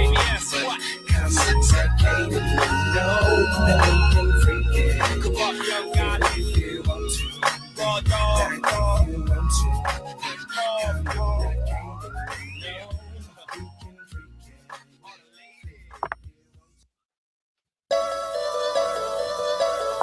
My hood is deep in Atlantis. On the prowl for prey like a mantis. Strapping high pop guns, the ones you can't diss. With the best on the west is weekly scandal. Tell them where y'all at. On the 9, all the time. Sipping on some wine. Putting lives on the line with the gangsta glare. I finally found a tool that actually helps my day-to-day life as an entrepreneur. As a creator and a founder of a video agency, I'm writing constantly. Scripts, product docs. Send some little funky shit. Oh yeah, check it out. Yeah. I'm coming straight from the 5, nigga. A young nigga that rolled up. My attendance is present, meaning the fuck that I showed up. Strapped with a 44 niggas, know I got mine. Stretch with a gauge, Molly beat with a Tech 9. Not too long ago, Craft tried to test us. Talking that dumb shit, trying to get the best of us, but we're not having it. Not taking it bullshit, cause you'll get a 44 bullet on your shit slit. It's not the first time, won't be the last time. Niggas on long mine, cause I'm from the 5 line. I'm gonna roll, cause nigga, it's my time. Peace to the homie from the bow and the deuce line. So motherfuckers give me my props, and if you don't, my knives going pop, pop. Leaving suckers flat back on their ass, G. And then hell's where I'm living if you ask me. I give a fuck, my nigga, about dissing them. Cause already I'm a product of the system. Bigging it back, being bull, yeah, that's what my homies say. Rolling down off the boulevard, finna bust a CK. That's a U-turn, now we on grab field. Hope you ain't a grab that wants to get his cat peeled. Bloody Mary, as you know, is a blood lover. Cause grip gangs too busy killing up each other. Throwing up the PCK, about to bail. Water snakes giving up this crappy ass smell. Really? Silly? Buster, no joking. Play with power and get your fucking jaw broken. Pump your brakes, fool. True flu ain't happening. Look at a true root sporting a bull's jacket. Bloody Mary's on the mic and I'm flamed up. Red rum murdered you before you came up. When you beat me in red, hollering what's up, blood? Don't even trip or slip. Don't grip for rules, I got love. Hey, stretch blood. Come on, why don't you go help me put in some work on these crab ass niggas over there in Portland? Hey, fuck them niggas. What about them Kelly Park ass niggas? Oh yeah. We get some they punk ass too. Yeah, hey baby, check this out. You roll. I'm serve the motherfuckers. Check this out, Kiki Loco. Man, you a joke, so let me laugh. You sounding like a bitch with your non-rapping ass. I saw you wearing your dirty coat to match your dirty hood. And fuck the filthy fat fool claiming it would. Yeah, greedy G. You sounding like a vocal wearing geek. You sorry mumble mouth motherfucker off me. Let me say I red shot like cops is wrecking niggas up. I'm wrecking your girl, the pussy's good, but she's a fat slut. Yup, it's all up in Harlem, like you said. Yeah, the brims and the 20s leaving niggas dead. Sporting the red, Becky's red, no, and burgundy chucks. And if I catch you slipping in my hood, wearing blue, you're getting fucked up by your true rude nigga named CK. Bringing back, bringing root every single weekday. And I can't stand riggers cause they scary. They could take a hairy dick and lick Bloody Mary. The penalty for killing, I'll pay the cost. I'ma ride CK till the wheels fall off. You hard time busters, what the fuck are you worth? Niggas comb your nappy heads while I zip my sweatshirt. I got 9 holes and 8 traps on my sacks. A plate of cheese toast, bubble gum in my backpack. Ain't no way out when the casket's closed. You're getting rolled on by the Chris, I'm all yo-sos. I hate peanut butter cause you stick to your teeth. Ripping stock guns in half cause I got big beef. Keep running and ducking and hiding from the foe.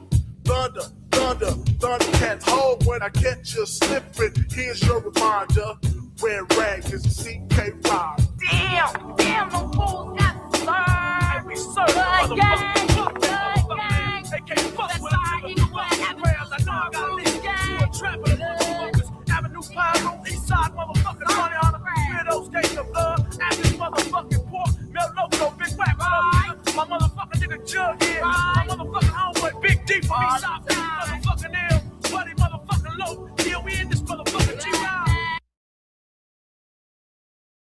Our custom treatments remove any pests in your business's way. Terminix it. It's so easy to become a podcaster with Riverside. First, go to Riverside and open an account. When you're ready to record.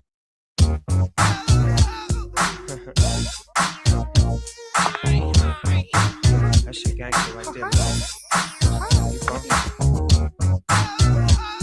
Yeah.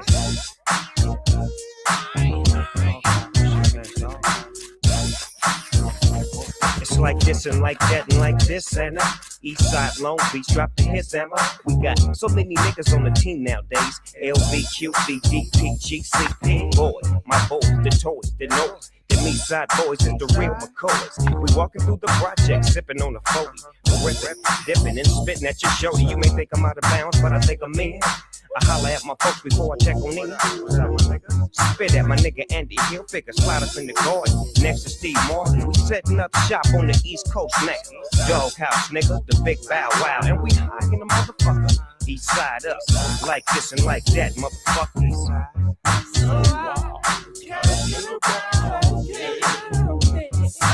Low, you can't get under it now.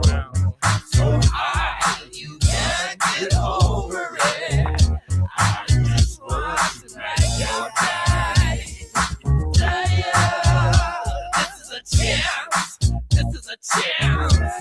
Smack your day. This game don't have no restrictions.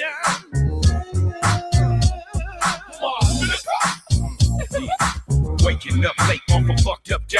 I was here dog sipping, straight dog house crippin'. Fuck with us and get that ass bombed out.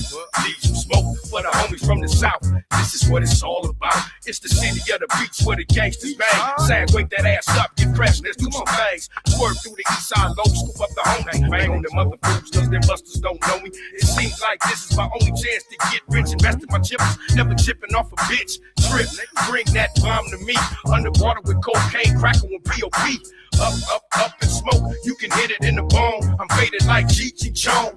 Watch out for the secondhand smoke. Yeah, I was born and raised in the ways of a rider. Representing mine to be a true East Sider. Survival of the fittest, how we live this shit. Fuck a bitch, dump a clip out to get them chips. No restrictions, taking off as soon as friction. Pop niggas drop once I pops the clip in. Pimp brim, khaki suit, Stacy biscuits. And known like Capone to them gangster bitches. Keep them working something everywhere we go. Either dope or the stroll if the bitch is a hoe. West Coast to the fullest, but I bang the East. Mad motherfucking side of that city, Long Beach. So throw them gang signs up when you see me ride up. And know for sure I'm about to throw the East side up. And if a nigga got beef with that, that's where his ass will be sleeping at, point blank.